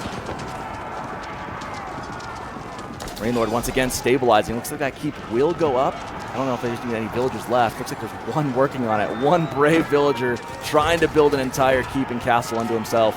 Meanwhile, more spears for 1puppypaw coming in to answer the fight again. We're going to put a memorial on this map when it's done after how many people have been lost in this battle. I wonder if MarineLorD's going to ever transition into Streltsy at some point, right? Because the wood is becoming more and more valuable, so I feel like at some point he might transition out of this horse archer comp. If he does, I almost feel like 1puppypaw would sigh a breath of relief. Maybe. I think he's very tired of these horse archers right about now. I know I would be. When the men-at-arms here are getting immense value, 1puppypaw's probably going to make a transition into something else. He can't really just go pure spears anymore. He's got a lot of samurai in the back of this. Yeah. He's got 43 mounted samurai with, or those spears, excuse me. He's got 12 mounted samurai. He's got more spears in the back. 52 in queue, though. Yeah, he needs to transition out of the spears now because the men-at-arms are going to soak up too much damage. So, yeah, he needs to rethink his positioning here. And now you can see MarineLorD finally being able to conquer this amount of this territory right here. And I would try to go and wall up that trade post ASAP. Yeah, at that point, gold now pretty much expunged from across the map. We saw our observer point out about 900 left in that 4K gold. That's going to be gone in about a minute. Puppy is now trying to get the other side, but this is going to open him up. This might be... Oh, it looks like maybe he's trying to go for a raid now. But I feel like this is something he should have done way... Better late than never, yeah. Spears walking into the back of the base, saying, come chase us in the back of the base. Meanwhile, Paw throwing the mounted Sams and Yumiyashigato along with some spears into the other side of the keep on the north side. Now we're starting to see kind of two fights ring out. He's starting to, Paw's doing what he does best, splitting the militaries up, forcing MarineLorD to look both ways here. Yeah, that's what he. This is a major thing when you're facing horse archers. You need to split them up, right? That number of horse archers back to 62, still looking pretty steady. However, decapping a sacred site gives up a couple units for that. That's going to at least take a little bit of extra gold away, but MarineLorD sitting on a bank of 2,000 behind this, and his food bank just looks really healthy right about now. What a game. What a game. We are now 62 minutes. It's been over an hour of this, and we still don't know who's going to come out on top. I can still see this one going just about either way. I do think MarineLorD's in a pretty okay spot at the moment. These man-at-arms are going to be difficult, but man, mounted samurai in the back, taking down the farms. This could be really good. This is it. This is what we needed. I think this is going to be the game changer right here. The issue is MarineLorD has a healthy bank, right? So he can easily replenish and it's stabilized. But again, maybe that stabilization is what you need. Maybe you need to force him back to maybe recoup yourself, then deal a killing blow. As we see more units from Paw coming out. At this point, we would enter what I would say is the late Imperial Age. We're almost like what I would call like an Age 5, right? Where everyone's got all the upgrades, everyone's got all the things going on. Wood, you're in the late game when wood starts getting scarce and villagers start taking on every single straggler tree. They are pulling the Lorax and throwing him to the curb and saying, we're going to chop every bit of wood we can find on this map. Meanwhile, MarineLorD pushing in towards the center once again, trying to hold on to this little toehold of what's left of the gold in the sacred site. Right now you can see the fights are very centralized over the gold, the sacred sites, and markets, but I think that as we get into the later phases of Imperial, it's going to be more spread out and we're fighting over wood, which is going to be the next step, the next progression in this game, I feel like. Horse archers finding themselves with an open door here as units forcing back. Not a lot of Paw units here, having to regroup and refocus. Meanwhile, still raiding in the back, mounted elite samurai, just dealing damage and annoying these villagers. MarineLorD does have center control at this point. I feel like he should start, I guess as you say that, Paw starts pushing him back right here, I would say. I do like that Paw is trying to add some barracks and things up front, helping that make that easier push, make you be able to reinforce your units closer to the battle. Absolutely, yeah. You can see now, we see a different composition coming out of Paw, where there's actually samurai mixed in there, right? And I think this is where it gets really dangerous for Japan, because these units are just insanely strong. Yeah, horse archers, you can kite them back, but eventually they're kind of reached the point where you can only kite back so far. Mm-hmm. And if you can outlast that kiting but have enough reserve, enough push to kind of go into the base of MarineLorD, then these mounted samurai are going to just wreak absolute havoc on the base, because they do really good damage to buildings as well. Yeah, for sure. You can see Paw going back to his roots. Now he's raiding all over the map. He's on MarineLorD's side of the base. He's in his economy. And that's going to be putting a toll on MarineLorD. Because you see the front army can just be able, and then Paw can actually micro the other things around the map. One trick thing for Paw is he does not have gold to sustain this kind of unit comp. He does not. He's only down to about 400 a minute. Only has 100 in the bank. He can't keep replacing mounted samurai, or even just regular footman samurai. Absolutely. He's got 24 in the queue, however, and he does have the treasure caravan trying to work. Man, look at that. Castle of Crow doing a lot of help for their resources. Just needs to keep that trade market open. Really, MarineLorD should really focus on that a little bit and kind of close the door on that. I think the key is once you gain ground, you need to be able to secure it. You need to take away the things that are important to your opponent. And right now, one of the most important things to Paw is that trading post right there. Yeah, another keep. I mean, where's Crackety when we need him? Another keep going up on this same spot. I don't know how many have been built on this sacred site, but it is just one after another as more horse archers stand there to fight. Up to 91 horse archers on the field of play for MarineLorD. And MarineLorD's bank is still looking very, very healthy. And he's at full pop, and he's doing very well still. His food has gone down, however, from 6,000 down to about 3, just under 3. So those raids from Paw are starting to have an effect. The problem is that bank has to whittle down before we start really seeing the effects on the battlefield. And we see that MarineLorD still has enough to keep the fight on. Yeah, and this is the crucial time right now. MarineLorD needs to capitalize on it. He needs to take away that trading post away from Puppy Paw, he maybe needs to wall the map a little bit because wood is going to become a very important factor very soon. You can see the resources a minute. Puppy Paw securing that eco advantage once again. The problem is there's still a mass of 87 horse archers. Now more horseman raids behind this. Man, if at this point, if Puppy Paw can just outlast now. Now it's the real war of attrition, right? Where both players have developed a bank at one point or another. Puppy Paw kind of living on a razor's edge. But I'm looking at the food right now for MarineLorD. It's down to 1K. It was up to 6 just a couple minutes ago. Yeah, I think Puppy Paw realized it took him a long time to realize, but he's not going to win these frontal fights against Roos. And he decided that he's just going to play a different game. He's going to go around the map and he's going to kamikaze his units into his opponent's economy. Which is a much better bang for the buck, right? The tricky thing is he just has to make sure he doesn't die up front and down the middle.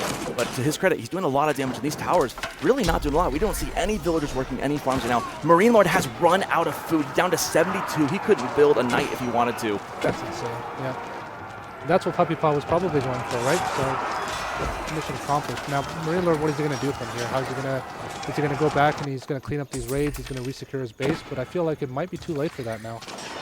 And now, once this mass starts getting whittled down, MarineLorD cannot replace it as fast. And this is the win condition Puppy Paw needed. And you've been mentioning it and crying it from the hilltops in the beginning, like, just get in there and raid, Puppy, do what you do best. And now, if he can just start winning these fights, we see the horse archers, there's not a lot of Yumi Ashigaru there, but they're holding their ground, and the more they hold, the harder it's going to be for MarineLorD to then replace. But with that, Sacred Site Timer counts again. He has secured both of them. But I'm not sure he's going to have 10 minutes to hold those. I'm thinking Puppy Paw might start rebounding here with some units. MarineLorD does restabilize. He has 1,500 food a minute. It needs to get a little bit more in, but he has restabilized a little bit, and he is winning the fights in front. So raids continue to happen in the back, however. Puppy Paw's still not quite done. We do see some, looks like some samurai in the back there walking around. Maybe that was some, those might be Yumi actually. Some Yumi Ashigaru in the back, excuse me. Don't see them raiding too often. One of the biggest weaknesses of Roos is the fact that they don't get stonewalls unless they go for that landmark, and stonewalls would have been very, very valuable to MarineLorD at this point in time, where it would make raiding all but useless, right?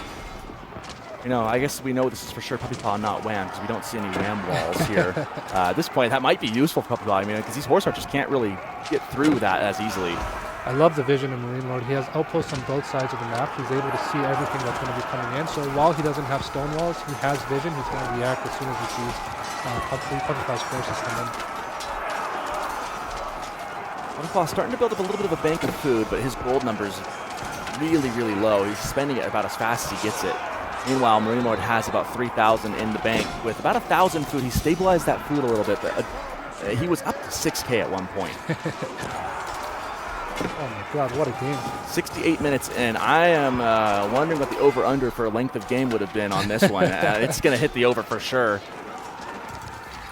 And what's the longest AoE4 tournament match that we've ever seen? I mean, is it possible to go 2 hours like this? Is it possible? Well, whoever wins this is going to have a big edge going into the next ones, right? A psychological edge. I mean, imagine we got to finish this, and I'm always amazed that players can do this. We can have a game go on for 70 minutes, and then 2 minutes later, they're hopping back and they're scouting for sheep again. It's just incredible. We see a lot of mass gathering right under the TC for Puppy Paw there. He's really consolidating his forces. Yeah. That's what he's going to do there. We see MarineLorD kind of over to the top northeast of the base of Puppy. You can see the wood is running out of the map now too, right? Like there's going to be very little wood left, right? This could be bad. At this point, hitting the production is what really matters. If you take those production buildings down, if you don't have enough of those, choking, the throttling back the production can really hurt. Oh. And we see, is this going to be a landmark snipe? It looks like it. He's going Puppy Paw is sending the whole garrison over. Oh no. Is it going to work though? That's the thing. I mean, he's got a better defensive landmark in that regard, right? Because he's got the Castle of the Crow. So if it comes down to it, he can outlast landmark health, I think. There's no Spiskaya to worry about here. MarineLorD is pulling all his villagers too. I can see there's a big brigade coming in from the bottom and the top of the map, it looks like as well. So he's prepared, he's ready. Puppy Paw is saying, let me just throw everything. I predicted that this would happen. The question is, my final prediction, I was calling a shot on the podcast. I said there'd be a desperation, everything, Control Shift A, everything on the landmark snipe. I also predicted it would be successful. So let's see how right I was as we see all of the villagers for MarineLorD going to the town center. Meanwhile, the High Armory is under siege. All of the horse archers picking things off. I'm not sure this is going to work. There's just so many horse archers. 103 horse archers for MarineLorD. Can Puppy Paw pull off the impossible here? This is insane, yeah. This is desperation. He realized he's not going to be able to outplay MarineLorD at some point in the game with the differences, so he's like, I have to do this. It's not going to work. He is going to end up dying here. I think he just wanted to end it. I think he just said, I'm just done. I'm done. It's been 71 minutes. Let's GG in next. And that will be game number one. The desperation landmark snipe only gets one of the 4, and we go on to game number 2 with MarineLorD up by 1. Yeah, and this is really bad for Puppy because I can see, looking at him, he looks very tilted, right? And I work with him on a daily basis. I can see this is going to impact his psyche quite a bit. So you can see it's gonna, that was a tight game. That was I'm sweating over here. I mean, goodness, that was such a long game. Wow. I mean, what an incredible first game. Yeah, that was crazy. I thought MarineLorD, I thought PuppyPaw had it. I thought he was winning. He had a really strong economy lead, but MarineLorD just made magic happen, you know? Like, it was insane to see. Masterclass performance from him. I think you kind of nailed it on the head. You were lamenting the entire game there for the middle that, man, just needed to get some more raids in. Yeah. It felt like PuppyPaw eventually did get to the point where he started raiding, and that really did a number to MarineLorD's economy, but it was just a little bit too late because he'd already had that 6,000 food bank. He was able to withstand that blow, and then by the time he used it up, he had recovered already. Yeah, he was too focused on one front. He thought he was super far ahead, I feel like, and he's just like, let me just shove units down his throat and I'll win, but it backfired. I think if he just spread his army out, he played more methodical. I think this game was in the bag from PuppyPaw. It's a tough loss either way. I mean, when you lose a game that's been 76 minutes long, it's tough. Like, there's no feel-good Pyrrhic victory in an hour-long loss. Yeah. But if anything, PuppyPaw can take some consolation in that. He played really well through most of that game. You can see the economy count ahead for so long, but the real story also being the military lead. Those horse archers, there just was not a good answer for them. Yeah, for sure. Wow, MarineLorD had 355 APM in that game, so you can see that's insane. At what point do you feel like it's no longer helpful to have more APM? I think it depends on the scenario, right? Because here he was microing like crazy, and he had to be all over the map, right? So in this situation, high APM is necessary, and I think that's one of the things with horse archers. If you're a good player with lots of APM, you can utilize them to a completely different degree than a player who has maybe lower APM and a little lower skill. When we saw just that, too, I mean, how many times did he keep those bombards alive much longer than they should have been? How long did he keep those mangonels alive? A lot longer than one would expect or reasonably expect to. Yeah. And those horse archers, man, just keeping that mass. I mean, from the moment he had about 50 horse archers, it only ever dipped below 40 once in that entire time. And he reached a point where he had like 90 some odd of those things running around the map, wreaking havoc. Yeah. I think this win is not only a win in terms of the game, in terms of the score, it's a win in terms of the psyche. It's also a win in terms of the draft. Like, MarineLorD got Roos versus one of the best, I think it's the best of this tournament, which is Japan. So, yeah, I think that alone is significant. Yeah, I'm definitely pretty high on Malians as a good civ. I feel like if there's a number 2, I almost want to put that one up there. I feel like I see that one win very, very often, although I think it's very matchup dependent probably. But, I mean, if you go back to the drawing board now, you're down a game, but we kind of expected this to go the distance anyways. It's deflating, but what's the key here for PuppyPaw to get back into the series? I think PuppyPaw needs to make sure that he doesn't tilt himself. I think it's so important at a high level to keep yourself mentally strong. And I think that's something that a lot of players struggle with. And I think PuppyPaw, he has gotten a lot better in that regard, but I feel like this is something that's critical for him right now. He needs to regroup and restabilize mentally. I guess on the flip side for MarineLorD, I mean, his key success is keep doing what you've been doing, right? Yeah. Like you've been taking it to him. You just had a really good game. Now you got to reset as well and stay just as sharp as you were the entire 70 some odd minutes it was last game. And I'm very, very impressed with MarineLorD because he had like 3 hours of sleep today, right? I was in the room beside him. I saw what was going on. It was rough. Like he was shivering when he was walking out, and the fact that he was able to play at that level for that long is extremely impressive, and that's why he's the best player in AoE4 right now. Yeah, he's proved why he's an incredibly good player. And what's up? Oh, we're gonna invite Askeladd back to it. But Magic, this has been an absolute pleasure. I've really enjoyed casting with my friend, it was fun. I enjoyed watching the games and excited to see you in your future endeavors. Thank you very much. Okay, bye. What a game one! I want to take a moment to point out that we are at $2,780. We are a majority of the way there. We've raised a lot of money to get to this price point. I'm impressed. What a nice little game one there was. Little. That's not the right word. You know, I just sat down for a little bit, enjoyed myself. listen to a podcast or something. Looked at some pictures of cats. You know, the usual. Gosh. Not as stressful as what these guys just put themselves through. It was a good cast. Good job. How are you feeling? I've gone through my entire Dr. Pepper. I've got my water up next. I'm gonna have to really use the bathroom after game 2 if it goes for an hour as well. So we'll see how this goes. Guys, if he just goes silent at some point in the second game, I'm just you know offering what's to the happening. bathroom. Oh man, I mean, goodness. A game that goes on 70 minutes is no joke. Hey, I'm just happy that Japan lost another match, so they don't get nerfed to the ground next patch. Oh, you like them where they're at? Okay. I got a question for you. What's the longest game you've ever played?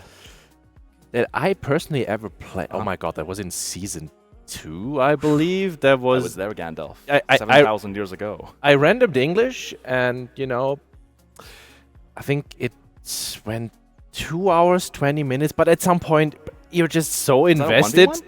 There was a 1v1. There's just this cost, that cost fallacy that you got. You invested so much into this game, you can't leave. I need that plus 13 elo. I need that plus 13 It was elo. plus 4, I think. Plus. That's not worth it. That's not, I think shout out to American Jeremy who's in the crowd right now. I think he says something along the lines of after 17 minutes, it's like, all right, I'm done. GG next. Not worth it. Hey, I've played games before where people just left because you know they had to go to work. Yeah. I've had that. Oh, there's just a point where like I play it in the evening times, and that's like I gotta go to bed, man. Like it's not worth the 5 elo. But here, I mean, these games are worth the effort. I mean, you can't just give up. Obviously, I think MarineLorD here in the end said like realize the writing was on the wall. Let me just last ditch effort, go for the Vil rush, just landmark snipe. Didn't work out, and now we reset, and we're going to be going French into English. A classic matchup coming up here as we get a live look at our players getting ready to hop into game number 2. I'll say I did not see the English pick coming. Front range, as Magic said already, is a very aggressive map. You have to move out eventually because you only start with the 1400 gold in your base. And English on this one. I mean, when was the last time you've seen an actual longbow rush in any 1v1 game? I'd love to see it. Maybe that's the strategy. After a 70-minute game, we get like a 15-minute game. You know, I could see. You see, the thing is, against French, it's usually not good because French will just get knights. The knight archer combination is just generally superior to the spear longbow. Hear me out. Let's go Men at Arms rush, Dark Age. The Dark Age rush. These are forward gold. You know, you get on top of it, tower it up. Then follow up with longbows. It could happen. I've heard you out, and now let's get to the actual game, folks. Probably not going to happen. We got MarineLorD in the French. The Frenchman playing his home civ, as it was. 1puppypaw playing as the English. That's about as close as you could get to playing a Canadian civ, I suppose, in AoE 4. And we've got MarineLorD opening up on the boar, actually, and he goes for the immediate outpost. Puppy also countering with his own outpost on the deer. They can actually see each other. It's beautiful. Hey guys, you got the boar, I got the deer. How you doing?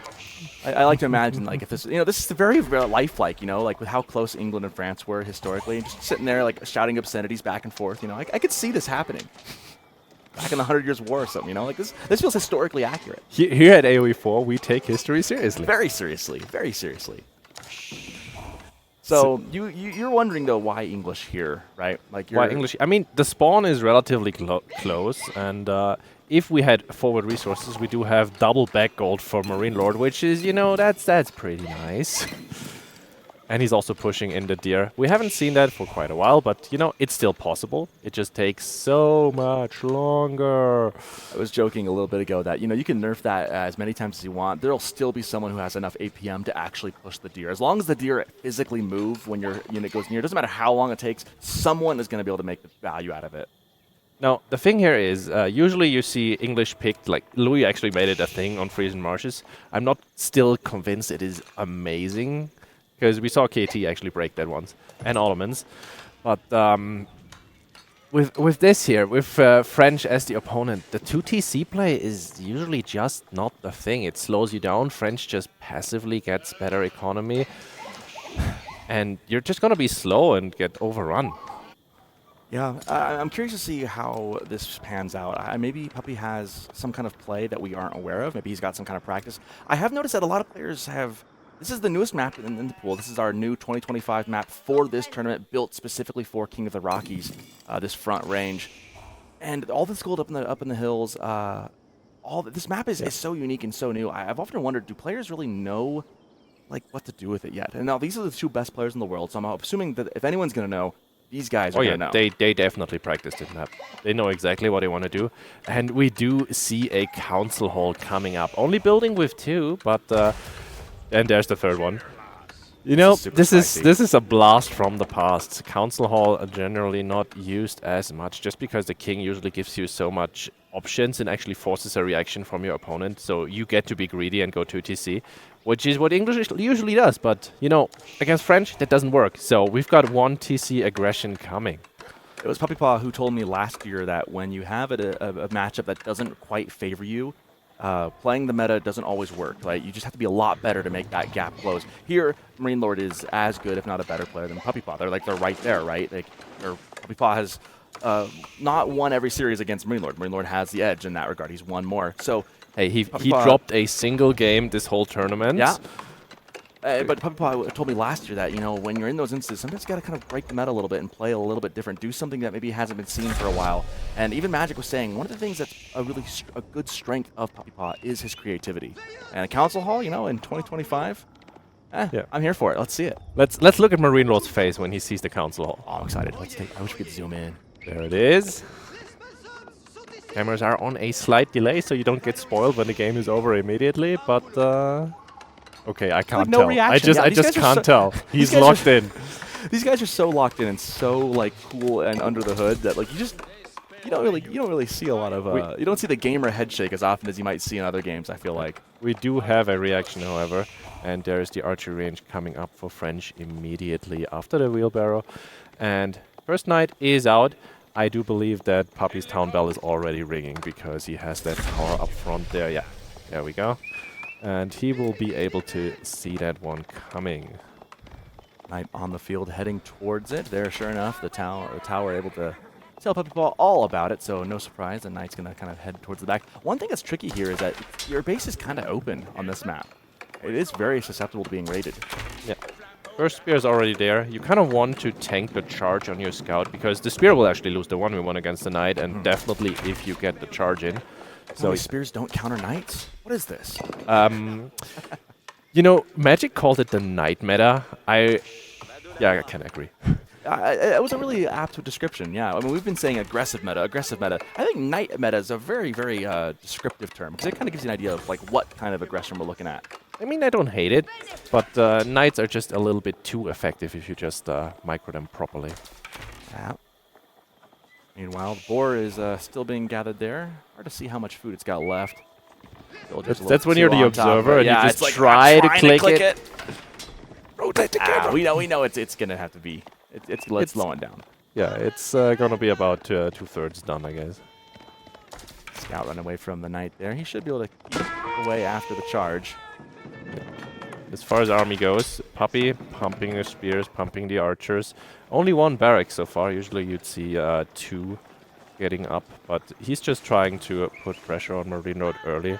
On the other side, we see MarineLorD already going up on the archer count as well. I do wonder if he went for a secondary archery range yet. Longbow's just being annoying here, and you can't really be staying here. I do think that 1 villager will go home very, very soon. Yeah, obviously longbows with the extra range, always annoying. They haven't pushed the issue yet. They're still kind of walking around down there. We do see the archers of MarineLorD now coming out. Looking like they might be able to get this scout. It's going to be close. Killing the scout is actually really nice for you because you're kind of forced to remake it, and Puppy does not have a stable.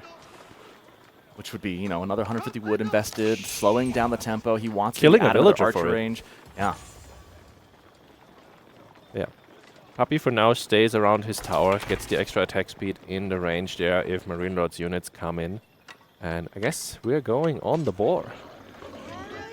I guess the nice thing about going for the archers and spears here as PuppyPaw is that you get to actually go out on the map. You can actually play on the map instead of having to turtle back in your base. Sir, this is English. I know, but like, at least he now gets to go out a little bit on the base, take the boar if he wants. But the tricky thing is these Knights are still difficult, and I just worry that MarineLorD is going to just kind of play the way he wants to play regardless and get to stay aggressive and stay on the edge.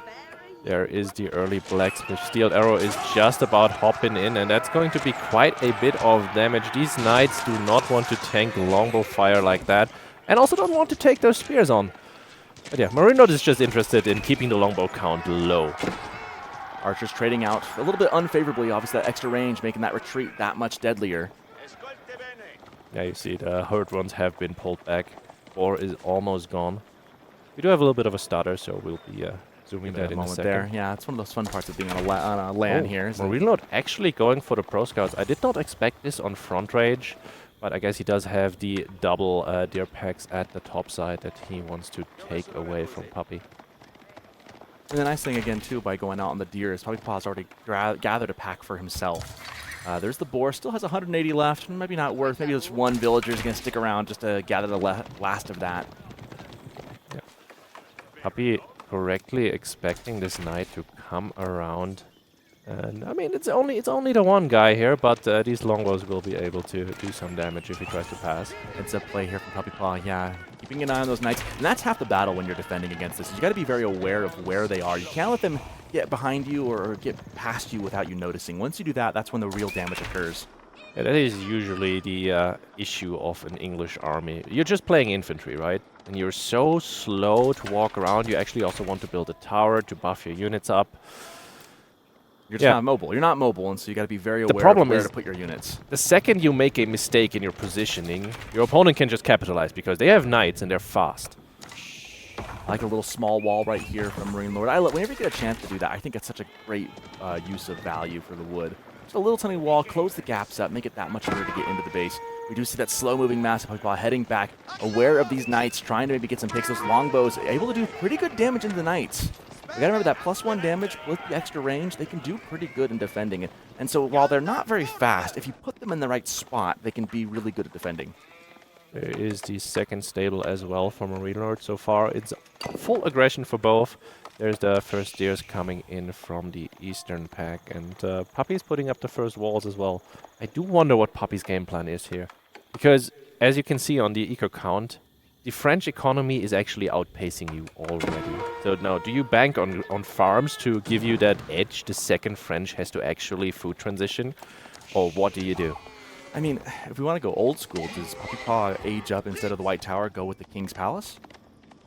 I mean, that was the old, 2022 meta, right? Like, that was why you went with that landmark, is boom, you're getting a little extra, you catch up that eco difference. I guess we'll be finding out very, very soon. You can see it, Puppy honestly. has 9 on gold right now, has a whole lot of food banked up. MarineLorD, though, he has 200 resources total, and he's just investing into that massive archer count, just a few knights to support that and force out the spears. And very reminiscent. This is a very old school style matchup. I mean, it's a classic matchup, and we're seeing it played very old school so far. You see, if MarineLorD now pushes, then Puppy doesn't have a choice. That's going to be a White Tower. It's a healthy archer number for MarineLorD, up to 26, 13 longbows and 12 spears. Probably not something that Puppy wants to fight out in the open. Yeah, villagers have to leave the corner because Puppy does not have the army to fight this right now. 2 go down. It's going to be another third one down. Knights are arriving. He's going to lose all 5 of those. And there's your King's Palace. Oh my gosh, I called it. Wow. This is an old school build. Honestly, that is 28 archers against only the 13 longbows. I don't think this King's Palace is going up. I don't know if it is either. This looks really dangerous. Knights diving in on top of the longbows. There is, however, the defender's advantage here for PuppyPaw. But is it going to be enough? The town center just in range to help defend this. I think it might just go up. But how costly will it be? And now it looks like PuppyPaw is committed. Knights once again diving in. The aura has activated for Inglos. The town bell ringing. Knights back and forth. There's just a lot of archers from MarineLorD. He's got a good number, 27 of them to 10. I don't know if PuppyPaw has enough units to handle this. Oh, that is 12 eco kills So already, many 13. villagers. This is so bad for Puppy. This is horrible. And MarineLorD, he's just going to pull back, you know? By the way, I stand corrected. King's Palace went up. I just didn't think he would just pay the price for that. I mean, eventually, if this game goes long enough, you'll recoup those losses. But it puts you under the 8 ball so early on in this game, and you don't want that. You can see the economy count really taking a hit right there. It's going to take some time for that to come back. And in the meantime, even if you match those numbers up later, you've lost out on a whole lot of resources by being down. Hey, MarineLorD is a happy camper right now. He's going to go for Castle Age himself at this point. He knows he's massively economically ahead. He does have the Pro Scouts going, so his food is safe. Puppy is all the way up on the other deer camp there in the western corner. And his food is exposed. He needs to go into farms to actually sustain himself. If you're PuppyPaw, do you double down and go for a third DC? God, no. You die. You die. I'm trying to think, like, how else do you stay in this? Because, like, you're just down so many. Losing 13 bills, only 13 minutes in the game. It's just not good. Well, currently he does not have an answer. MarineLorD is just going in mercilessly. And, you know, he has that 10 spear count there that is supposed to keep the knights away, but if he doesn't get the longbows, like, he cannot defend his base currently. Guildhall is going up for MarineLorD. Oh, man. MarineLord's just going to scale economically so well here.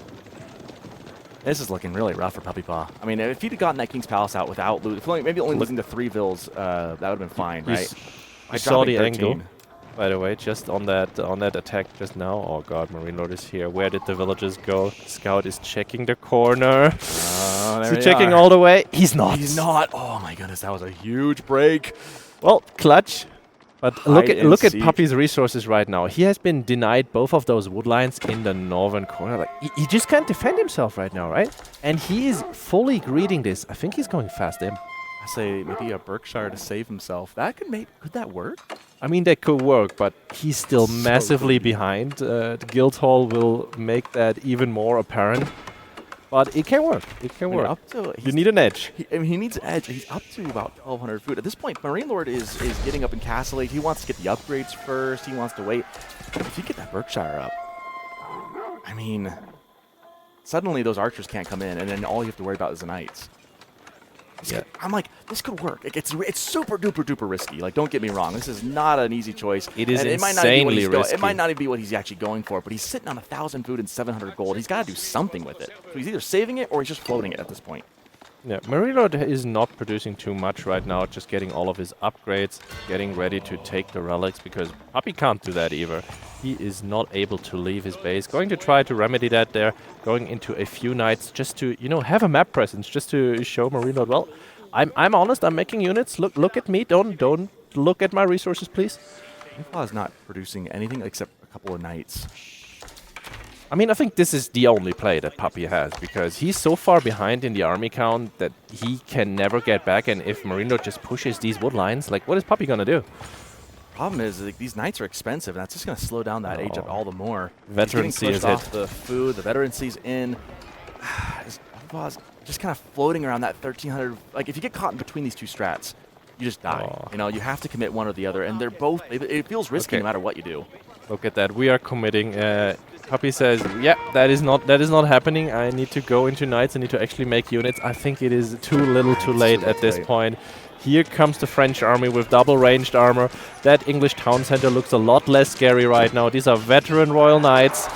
And yeah, the defenders just hide all the way in the back. And the wood line is once again not being able to access.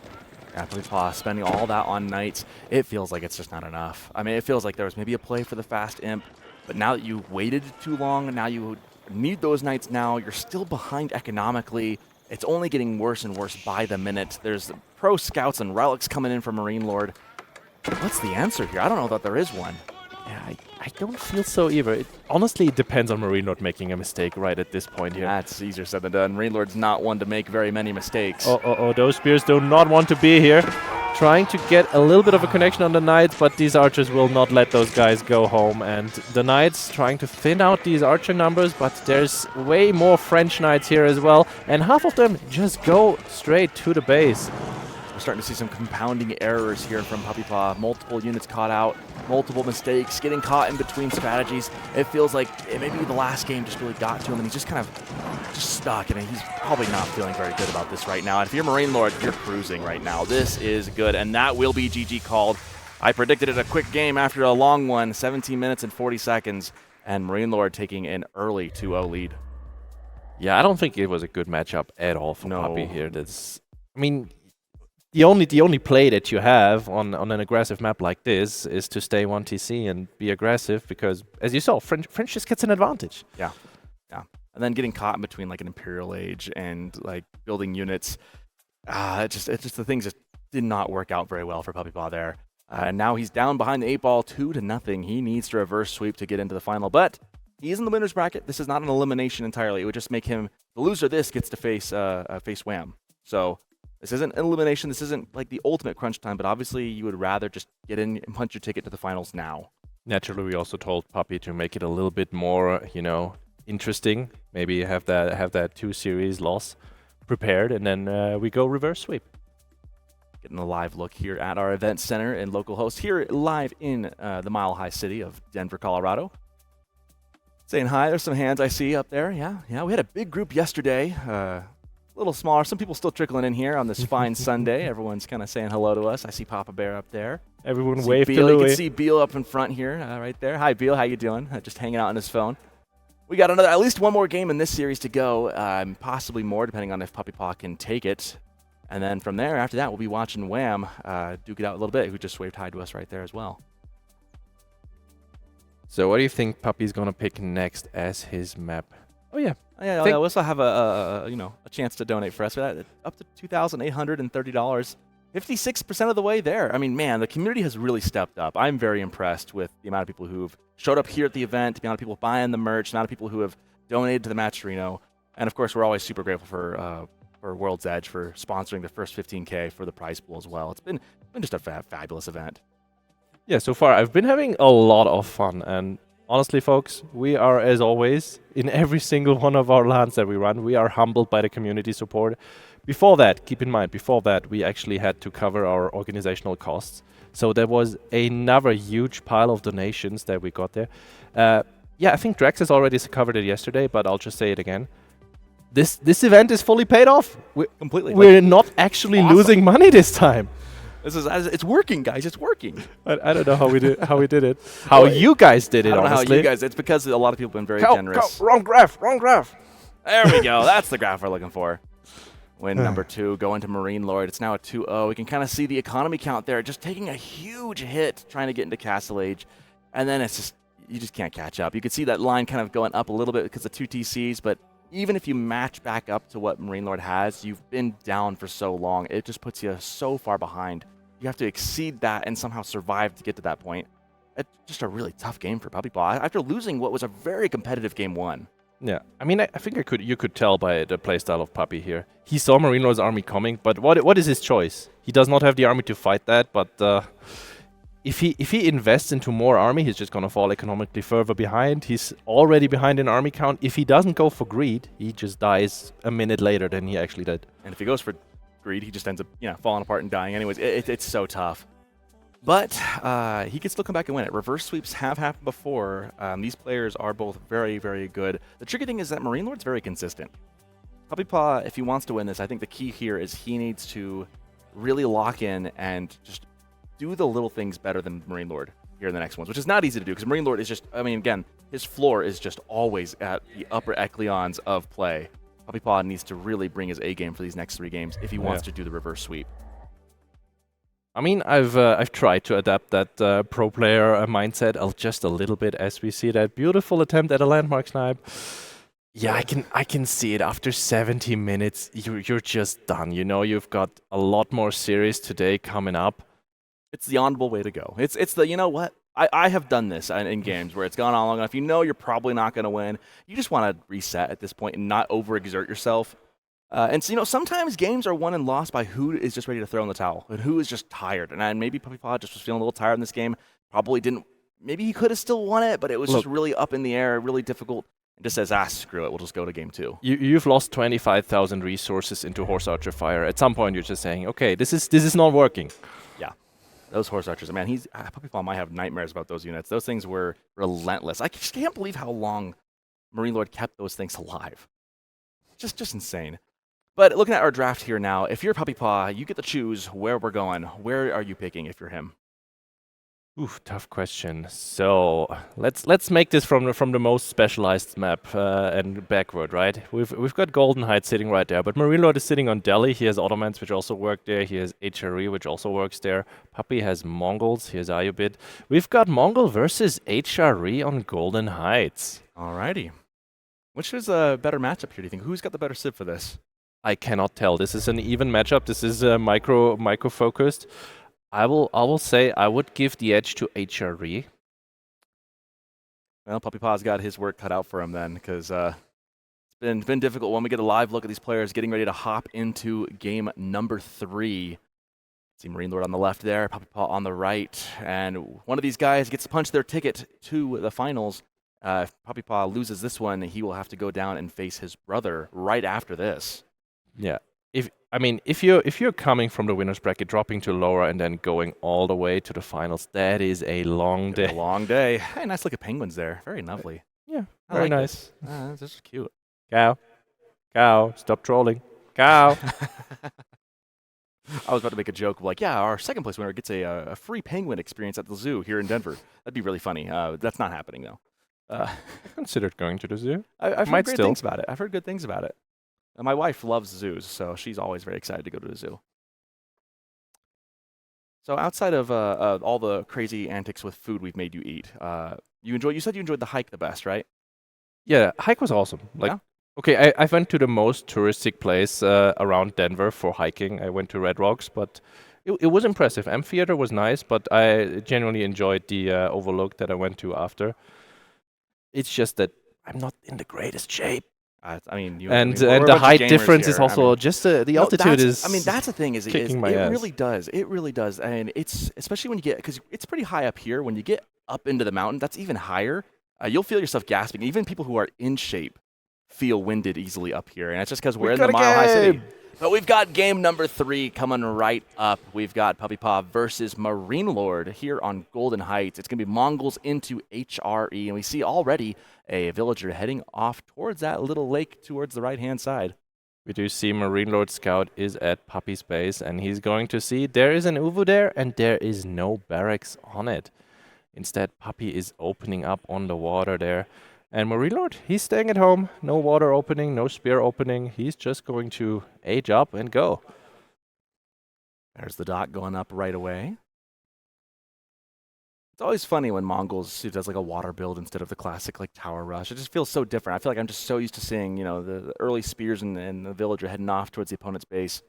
But we do see a very quick age up here coming in, as is typical of HRE. Around 2 minutes, they pop down that Aachen Chapel. Right on the wood line in the berries. Pretty good spot for that. Just enough space for a farm in between that and the TC. Oh, come on, Prelate. Can you please just not inspire the workers who are building and just go to the actual people who need your help? He attends to all his sheep equally, They must all hear the word from the prelate. I'll take it. Even though it does not give any bonus in the Dark Age. I think this opening actually already favors Puppy just a little bit, because as the HRE, you can choose to fight in Dark Age with your spears because they're just faster, right? You can retreat if it goes badly, but you kind of expect to see that barracks opening, and if you go for water, that might just be a problem. We do see a barracks go up for MarineLorD as he ages up. Silver tree for Puppy. Huh. Nope, it's going to be Deerstones. Okay, he thought about it. Yeah, I was going to go like, man, like that's a really gutsy play. Like, I mean, you got we'll ask him. Right, we'll ask him later, and I'm about genuinely interested in his answer. If he's doing that to troll the viewers, or if he's genuinely considering going for the silver tree here. I mean, it's a tough call. You really, really want to have that trade going because HRE economy is just insanely better than yours. But he already has the fishing. If you invest in both, that is such a huge investment you have to make. That is not going into army. And speaking of army, first spear for HRE is about to enter the field. That dock has just been a drop-off spot for some shoreline fish. No boats yet. We do see the con looking at a bunch of villagers walking across the map, maybe looking to take some control of the water. I like this, though. He's pulling the prelate, the spear, and double villager. Double villager might actually just be what he needs because Puppy just pulled more on the deerstone, but I don't think it will be in time to get out an archer ship to deal with that dock. That's going to be really close. 2 villagers. Yeah, that could do it. They still have a little bit ways to go. With the prelate, I say the difference here is the prelate, right? The 2 villagers is good, and then having the prelate to heal. Although I don't see where he went now. Where is he at? Can the Khan actually kill that one villager? Now he's probably just going to walk 2 feet back and get healed up. Khan's losing some health. That spear making it really difficult. We do have the archer ship in the queue now. PuppyPaw trying to get going prelate here. went all the way back home, actually. We only on 1 prelate. I thought he would make a second one and keep this one here. But there's the archer ship, but not in time. This dock is going up. We do apologize for any technical difficulties with the overlay. Looks like they're working on it right as we speak. If you can't hear any sound, that's probably why as well. Thankfully, we got multiple PCs running for this. We can still watch live as the archer ship takes a shot. The dock does go up in time, though. So 2 vills and a spear is all it takes, and they kills the sheep. Oh, puppypaw. I don't know how I feel about that one. That was rude, taking the extra sheep away. But you can't deny the gamemanship there. But look at it this way. Puppy just invested into that archer ship to deny the dog. He was just too late. Now he's desperately trying to get out those naval arrow slits because his arrow ship is about to die.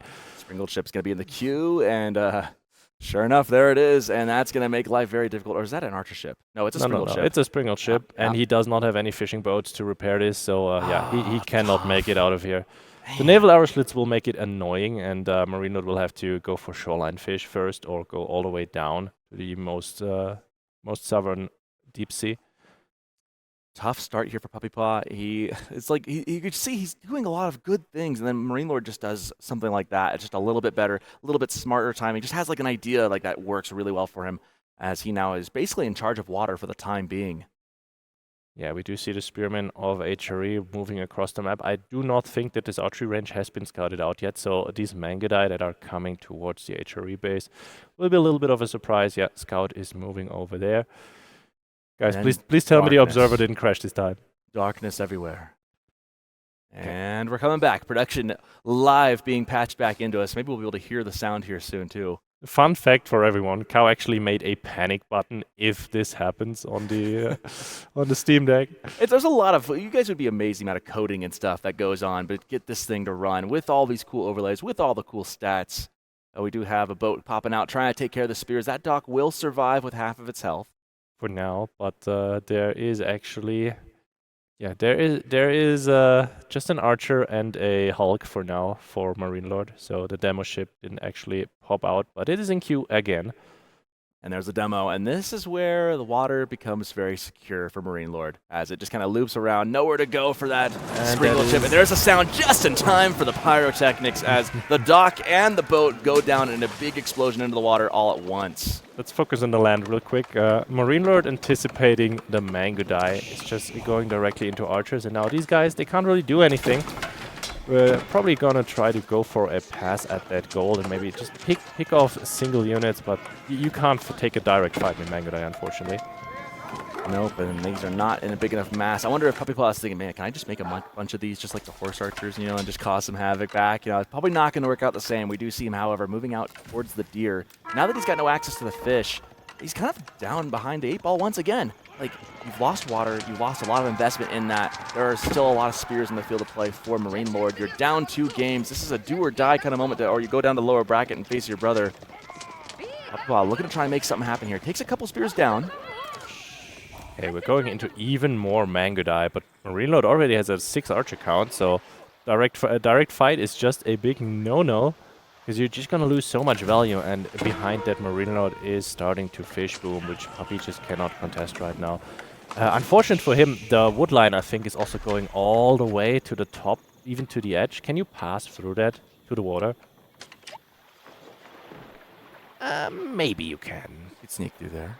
So potentially you can sneak, but someone knows that is a possibility. MarineLorD, ever meticulous, has that galley scanning the entirety of the coastline. Yeah. I mean, what is Puppy's plan right now? We do see the first Kashik in queue, double production coming up, and a blacksmith. So he's going to be staying in feudal age for a little while longer, which I think is the reasonable call to make, because I think he's going to focus on maybe trying to... No, what is actually his plan? How is he going to get the edge? There is still the board to take. There's the second deer pack that he can go for. But MarineLorD has fishing and he's also on the deer. It's a really tough spot right now. He needs to do some damage, somehow. You start kind of wondering, maybe he should have gone for that silver tree after all, Like, maybe you could have held on to it. Yeah, we've got 2 eco kills for Puppy, so that is great for him. But he's 4 eco behind and he is HRE Inspire behind. Little resources a minute. You can see actually a pretty good jump here for puppypaw. He's gathering quite a bit, so doing some good damage of some harassment here, but looking for some more. He needs to get a really definitive edge in this game. MarineLorD knows how to hang in there and just kind of hold. You see the Aachen Chapel making those berries extra juicy, as it were. Mars Mangudai. I would not have believed it if you told me, but it is a thing now, and we're going for a pass from the other side. The spears, they can't really engage because they'll never catch up, but for now they'll just tank the arrows. No villagers are being threatened. It's a tough situation for MarineLorD. If he doesn't pay attention for a second there with the Khan that can give vision over the wood line, you might just lose a villager or two before you can even blink. And we saw the matchup very similar to this last time with MarineLorD and Louis on Golden Heights, and Mongols and were just on the water. Losing the water, MarineLorD then went in and started hitting the wood. Made that fishing eco really not take off for Louis. That's kind of the play here for PuppyPaw. He's got to the base is not very secure, so you got to start hitting onto the woodbills. But this time around, MarineLorD knows exactly the game and has units here to defend. Spears able to pick off one there. The archers really making it difficult, and with a tower blocking off the main entrance. It's a really tough spot here, but some looks like we got some fighters up front here. But Okay, man, Puppy is actually trading out here with the Keshik coming in behind. I think the spears are all on the other side currently, so as you see MarineLorD moving the archers back, moving the spears over, and this might actually find some connection on the villagers. One goes down, maybe a second one, but top side we've also got a connection there. Keshik coming in, charge goes through, and the villager lives. Very close, very close. But you know, he's kind of dividing the military both sides, hitting a north-south kind of pincher move, trying to keep MarineLorD in his base and headed on a swivel. He's doing a good job of boxing in, but he needs to make sure he actually gets the value from the damage done here and not lose too many of these Mangudai to the archer fire. Yeah, it's just really annoying because if you have the archers in front, the Keshik charging. If you have the spears in front, the Mangudai shoot you. I love this. Bringing the prelate out to heal the units. MarineLorD getting maximum value as a Keshik goes down to some spears. And you see Puppy moving out on the map. This is dangerous, but currently MarineLorD is not running cavalry, and he's also not sending out raiding troops of infantry. He is, however, producing a lot of fishing boats and getting a lot of food in the bank from that. Now, PuppyPaw trying to find some more damage. MarineLorD's just happy just moving the mill around. He'll just move the villagers up, now closer to that tower on the north side. Yeah, Prelate has been moved over. The Aachen is now empty because there's no resources under it anymore. Yeah, it's not going to be utilized Except until for maybe a farm's interested in, which wouldn't be for quite a while given you got all that deep-sea fish. I was gonna say, wait, those are idle villagers for MarineLorD? Does that happen? Looking at the TC idle time, he has idled 1 second, so not very Inconceivable. Not really. What is he doing? However, there's been some idle time caused by PuppyPaw just by coming into the base and being annoying. Yeah, being annoying actually works out really, really well for him. If you look at MarineLorD's resource split right now, he has food, but really not a whole lot else. He's going for full wood chopping right now, just for the extra fish boom and, you know, for producing units. And that's a really good pro tip. Be annoying. If anyone at home wondering how they get better, be annoying as a player. In-game. Not in the chat, not anywhere else. But like in-game, like pestering with your units, that works, man. That works. We're up to 12 Mangudai again, but MarineLorD's army is getting scary now. We've got 22 archers, he's still pumping. And 8 Keshik, though, will have a good time against only 8 spears. It's a very close back and forth. I'm curious what the difference in this game is going to be. The fishing, obviously, is a pretty good bonus for MarineLorD, but he really is on this wood very heavily right now. There's the second tower, just so his wood line is completely safe now, and he gets the...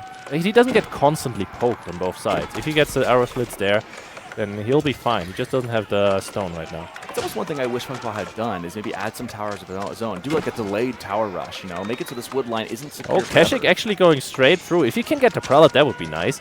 Oh yeah, gets pulled down back to in time. 26. A good little break there for MarineLorD. You gotta watch out for Mangudai on the other side, however, taking some more shots at him. That prelate in danger. He can't just run away. They can still shoot at him, but he, I think, is still... Is he alive? Where is he? I can't see him. He's alive. No, he's dead! And he's he just down! falls Martyr! down. He is dead! I couldn't tell if he was alive or not. The Vills walk away, and there's nothing but a corpse. I'm not convinced it was the Mangudai that killed him, you know? It might have been the villagers up there. Oh, this is a scary position for Puppy to be in. Under the tower with MarineLorD's whole army in front of him. But he is doing damage. We've got 6 eco kills and that valuable prelate going down for MarineLorD. No more Inspire. And yeah, that is what Puppy needs to do to keep pace.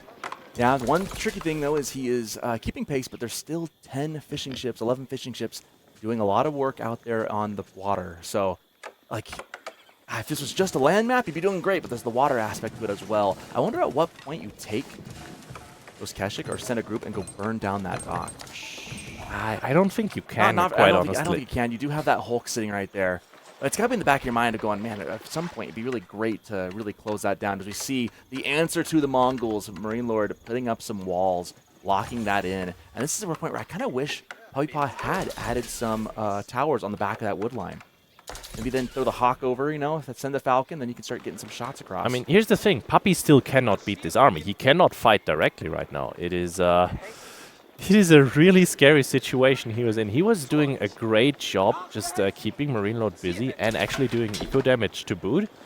But the archer count was just stacking and stacking and stacking, and look at that. That's 35 archers. That's not something Mangadai are going to feel very comfortable engaging with as PuppyPaw comes up. Take a look at that tower there, probably in the influence of the auto repair, I imagine. Do we get auto? Yeah, that looks like he built that house chain right there to have auto repair. Not sure if PuppyPaw knows that or not. He's taking a grab at it. Looks like auto repairs clicks up right now. You can see the little symbol there just in the top of the screen. And Falcon forced to go back. Falcon is just not able there, but on the other side, we've got MarineLorD finding the Deervilles. That is 3 kills already, and Keshik coming around for a little pass. That is not enough spears to deal with this. Archers, though, they are faster than the villagers. More and it's Keshik coming another... in. Oh, God, it is 5 dead. It's 6 dead. I think if you're MarineLorD, you're very happy with this trade. You give up these archers and take out as many villagers as you can. That economically looking really good for MarineLorD as the Keshik finally clean up, but damage has been dealt by MarineLorD. Yeah. 11 kills to 7. Tower still up, and we're constantly sitting under this arrow slit tower. It's not a great show, if you look at that.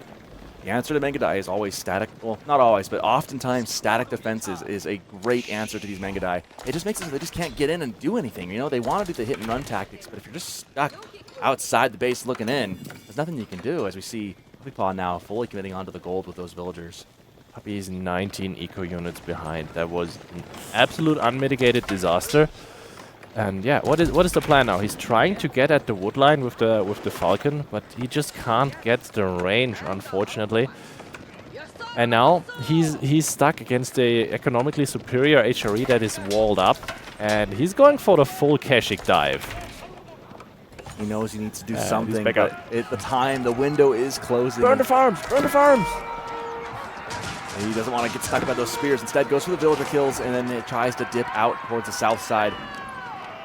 Gosh, PuppyPaw trying to make something happen, trying to pull something out of the hat. It's really tricky, though. MarineLorD playing very condensed, very safe, and he still has the water on the other side just churning away for him. Yeah, you can see MarineLorD immediately reacting, has 5 more spears in queue, and the archer ball is just massive. This game is looking a little dire. This is where I sit here and go, man, maybe... I don't feel like Deerstone's is giving you a bunch of benefit right about now. Maybe you start, maybe Silver Tree would have been the answer, but of course, how do you stop this massive units anyways? Like that, MarineLorD just move out and attack it. As you see, spears catching some Keshiks off guard here. Keshik's trying to deal with them. Archers coming up behind, doing some extra damage. Kind of a wash there as far as the trade goes. I mean, usually when you intercept reinforcements, right, you're gonna just try to get on the archers with your Keshik, but because Puppy is so far behind, he needs to get every single good trade that he can catch, so he'll even charge the spears. Yeah, any little bit he can grab, he is grasping for everything and anything as we see some villagers looking to go lure this boar over towards the Gur. More villagers heading up here towards the, looks like the wood line over there. This is so scary. These villagers are so exposed, but MarineLorD does not know about them, does not have a scout currently. You see that observer there taking a look. One villager did not die to the boar. Had I been playing, it would have been good. Just want you to know. Thank you. Thank you. It's fine.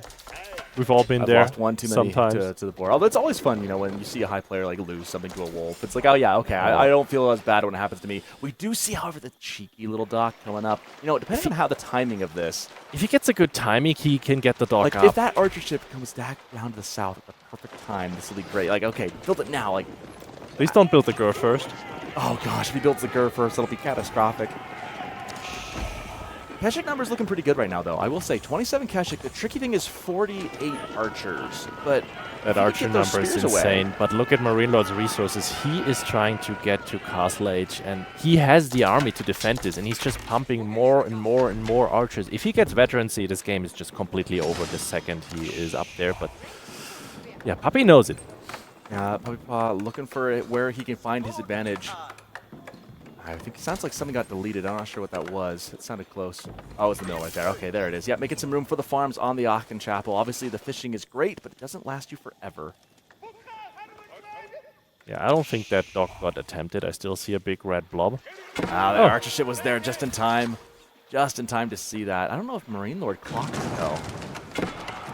Magnet's going up here as Keshik trying to take the tower. Once again, emergency repairs being ever annoying as it is.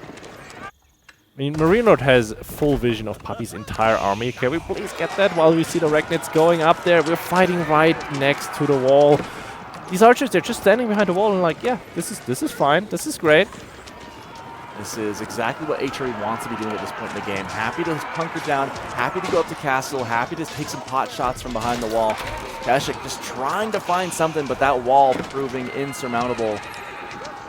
Yeah, Castle's and that's about going to to be the hit. game. PuppyPaw realizes there's just no way back into it. The walls are proving too tough, and that will be it. A 3-0. I did not expect this one to go so quickly, as MarineLorD will move on, and PuppyPaw will now have to go face his brother Wham in the next series to move on. Did you say quickly? Weren't you casting game one? Okay. I mean, like, as far as number of games, that first one was by no means a quick one. In many ways, I feel like that first game might have decided the series a little bit. It feels like that really set the tone, right? I mean, I'll say we had one very, very basic map in Pigeon's View, and then we've got two more gimmicky, more aggressive maps that are so swingy. Yeah, I mean, a tough go, too. I mean, that first matchup was... That was the series, right? That first game. The other two, like you said, kind of gimmicky, kind of quick.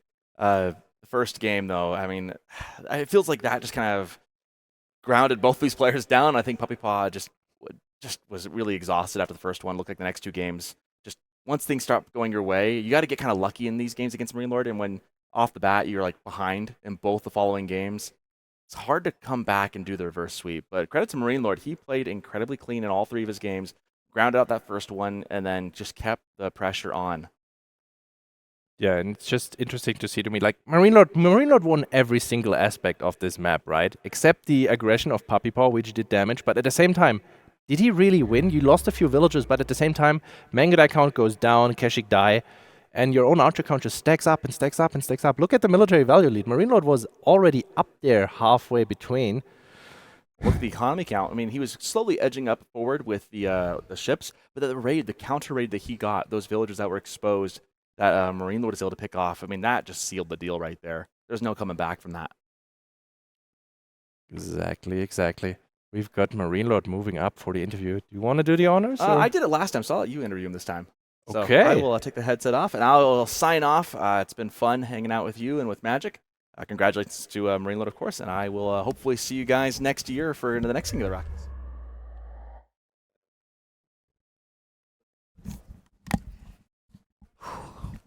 I'm gonna take a seat. I'll play. Right. Congratulations on your win, first Thanks. of all. How nervous were you going into this series in general against Puppy? I was way too exhausted to have any nerves. I slept very bad this night, and I'm pretty sick. So honestly, I didn't expect to win because of that. But after game one, I believe, because I think game one I played pretty bad in the early and mid game, and I still pulled it off. So after this, I felt like I was pretty confident. But to be fair, I think his draft was pretty good. I think the last two matchups were probably pretty hard for me, or like as hard as the last one, for example. So it's maybe a 50-50, but like I obviously you want some matchup advantage at some points. I didn't get many. I think maybe French-English, I'm not sure. Yeah, I was wondering about that. Usually I'd say French is favored in that one, but front range makes it different, right? But Yeah. I mean, he just fucked up the start, right? Because I get the boar just in front of him, and he has English villager, right, that can fight. So he should for sure deny me this boar. Especially because the spawn was pretty bad for me. Like the boar was actually very deep. Normally, usually it's a little bit closer to my base. So in this case, it's even worse. And he was on deer pack. I was surprised. Yeah, so if he catches you out building that tower, you're basically screwed. Yeah, that's why I stayed very long with my squad, because I was like, okay, maybe he's gonna come. And yeah, that was very dangerous. I was not sure. Like I think the thing is that I wanted to play Etchery on Golden Knights, but technically, if I want to make sure I win this map, I should pick Etchery on it. Yeah, against English, it's way better. But I was more confident and not necessarily confident, but Delhi is very random on Golden Knights. You just have to pull villagers at the start, and it's pretty much a villager fight because you cannot let Delhi dock, since then they have their fishing ships that can fight. So it's super RNG, like it's just a gamble. So I tried to avoid that as much as I could, and that made me having a little bit of a worse draft, I think. But I still won, it's okay. You still won. Do you think the first game affected Puppy's mindset just a little bit? Like it's a 70-minute game, and you just lose at the end. It felt like giving up, but also, do you think he had a way back into that? It looked like it was the entire time in your favor, but you just couldn't finish it. Actually, I checked the harvested resources. I was all the time behind. I was very surprised because this map is so good for us. So I must have. I mean, to be fair, like his build was very good. I think going for the deer pack plus barracks. I think maybe Japanese is better in this case against Rus. I'm not sure if it affected him because actually, like game 2 and game 3 and Frisian March that we had left, they are mostly technical maps. So it's not about like you just throw your build, right? The build you think is good, and if it works pretty much. So I don't think you really can see if he was tilted or not in this kind of game. Maybe on Dry Arabia, if you had to play it, then maybe we could see if he was not doing as well or not. Yeah. But I think the other 3 maps, you can't really tell if someone is tilted or not. It's just about game plan. Well, what do you think? If this had gone the full distance, what do you have? You have Ottomans left for Frisian, so that's an excellent pick. I think Puppy doesn't really have anything that deals with that too well. I would have picked Malian Zamcocher, which is a good matchup for me. That's one of the good matchup I was waiting for. And the last one, Zushi Byzantine, can look good for Byzantine because we tend to love Byzantine more, but Zushi is one of the defensive that can actually cheese a little bit Byzantine, so it could have been scary. Yeah, we saw the attempted proxy barracks from Myriad, yeah, unfortunately scouted out. It's actually pretty meta to do that, but you don't proxy the racks, right? You just do it at home, because otherwise you're going to lack spears later on to defend Horseman or Raid, whatever.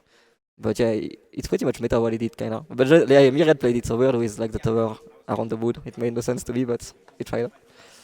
Yeah, that was interesting to see. See, this is great about interviewing pro players. You just get a completely new look on how things work, actually. Yeah, I mean, yeah, it depends. Like, because if you ask me, maybe people is gonna have a different look at it. So, but that's what AOE4 is mostly about, especially since we didn't have. Oh, I didn't have much time to prepare for this one because I was playing the final of the AGC 1 week ago. So I only had 1 week of practice on this map pool. So I came here with confidence in my skill, but I also knew that I was maybe a little bit unpracticed for this exact map pool, and this format, like Civ Draft, is a bit different too. So you get a lot of different matchups. While like in EGC, you will get a lot of House of Lancaster China, for example. Yep. Yeah, you can get them. So do you miss them? Let's be honest. No, I don't. We're gonna see one in the final because we're gonna have Holy Island, and obviously we're gonna have to veto Templars.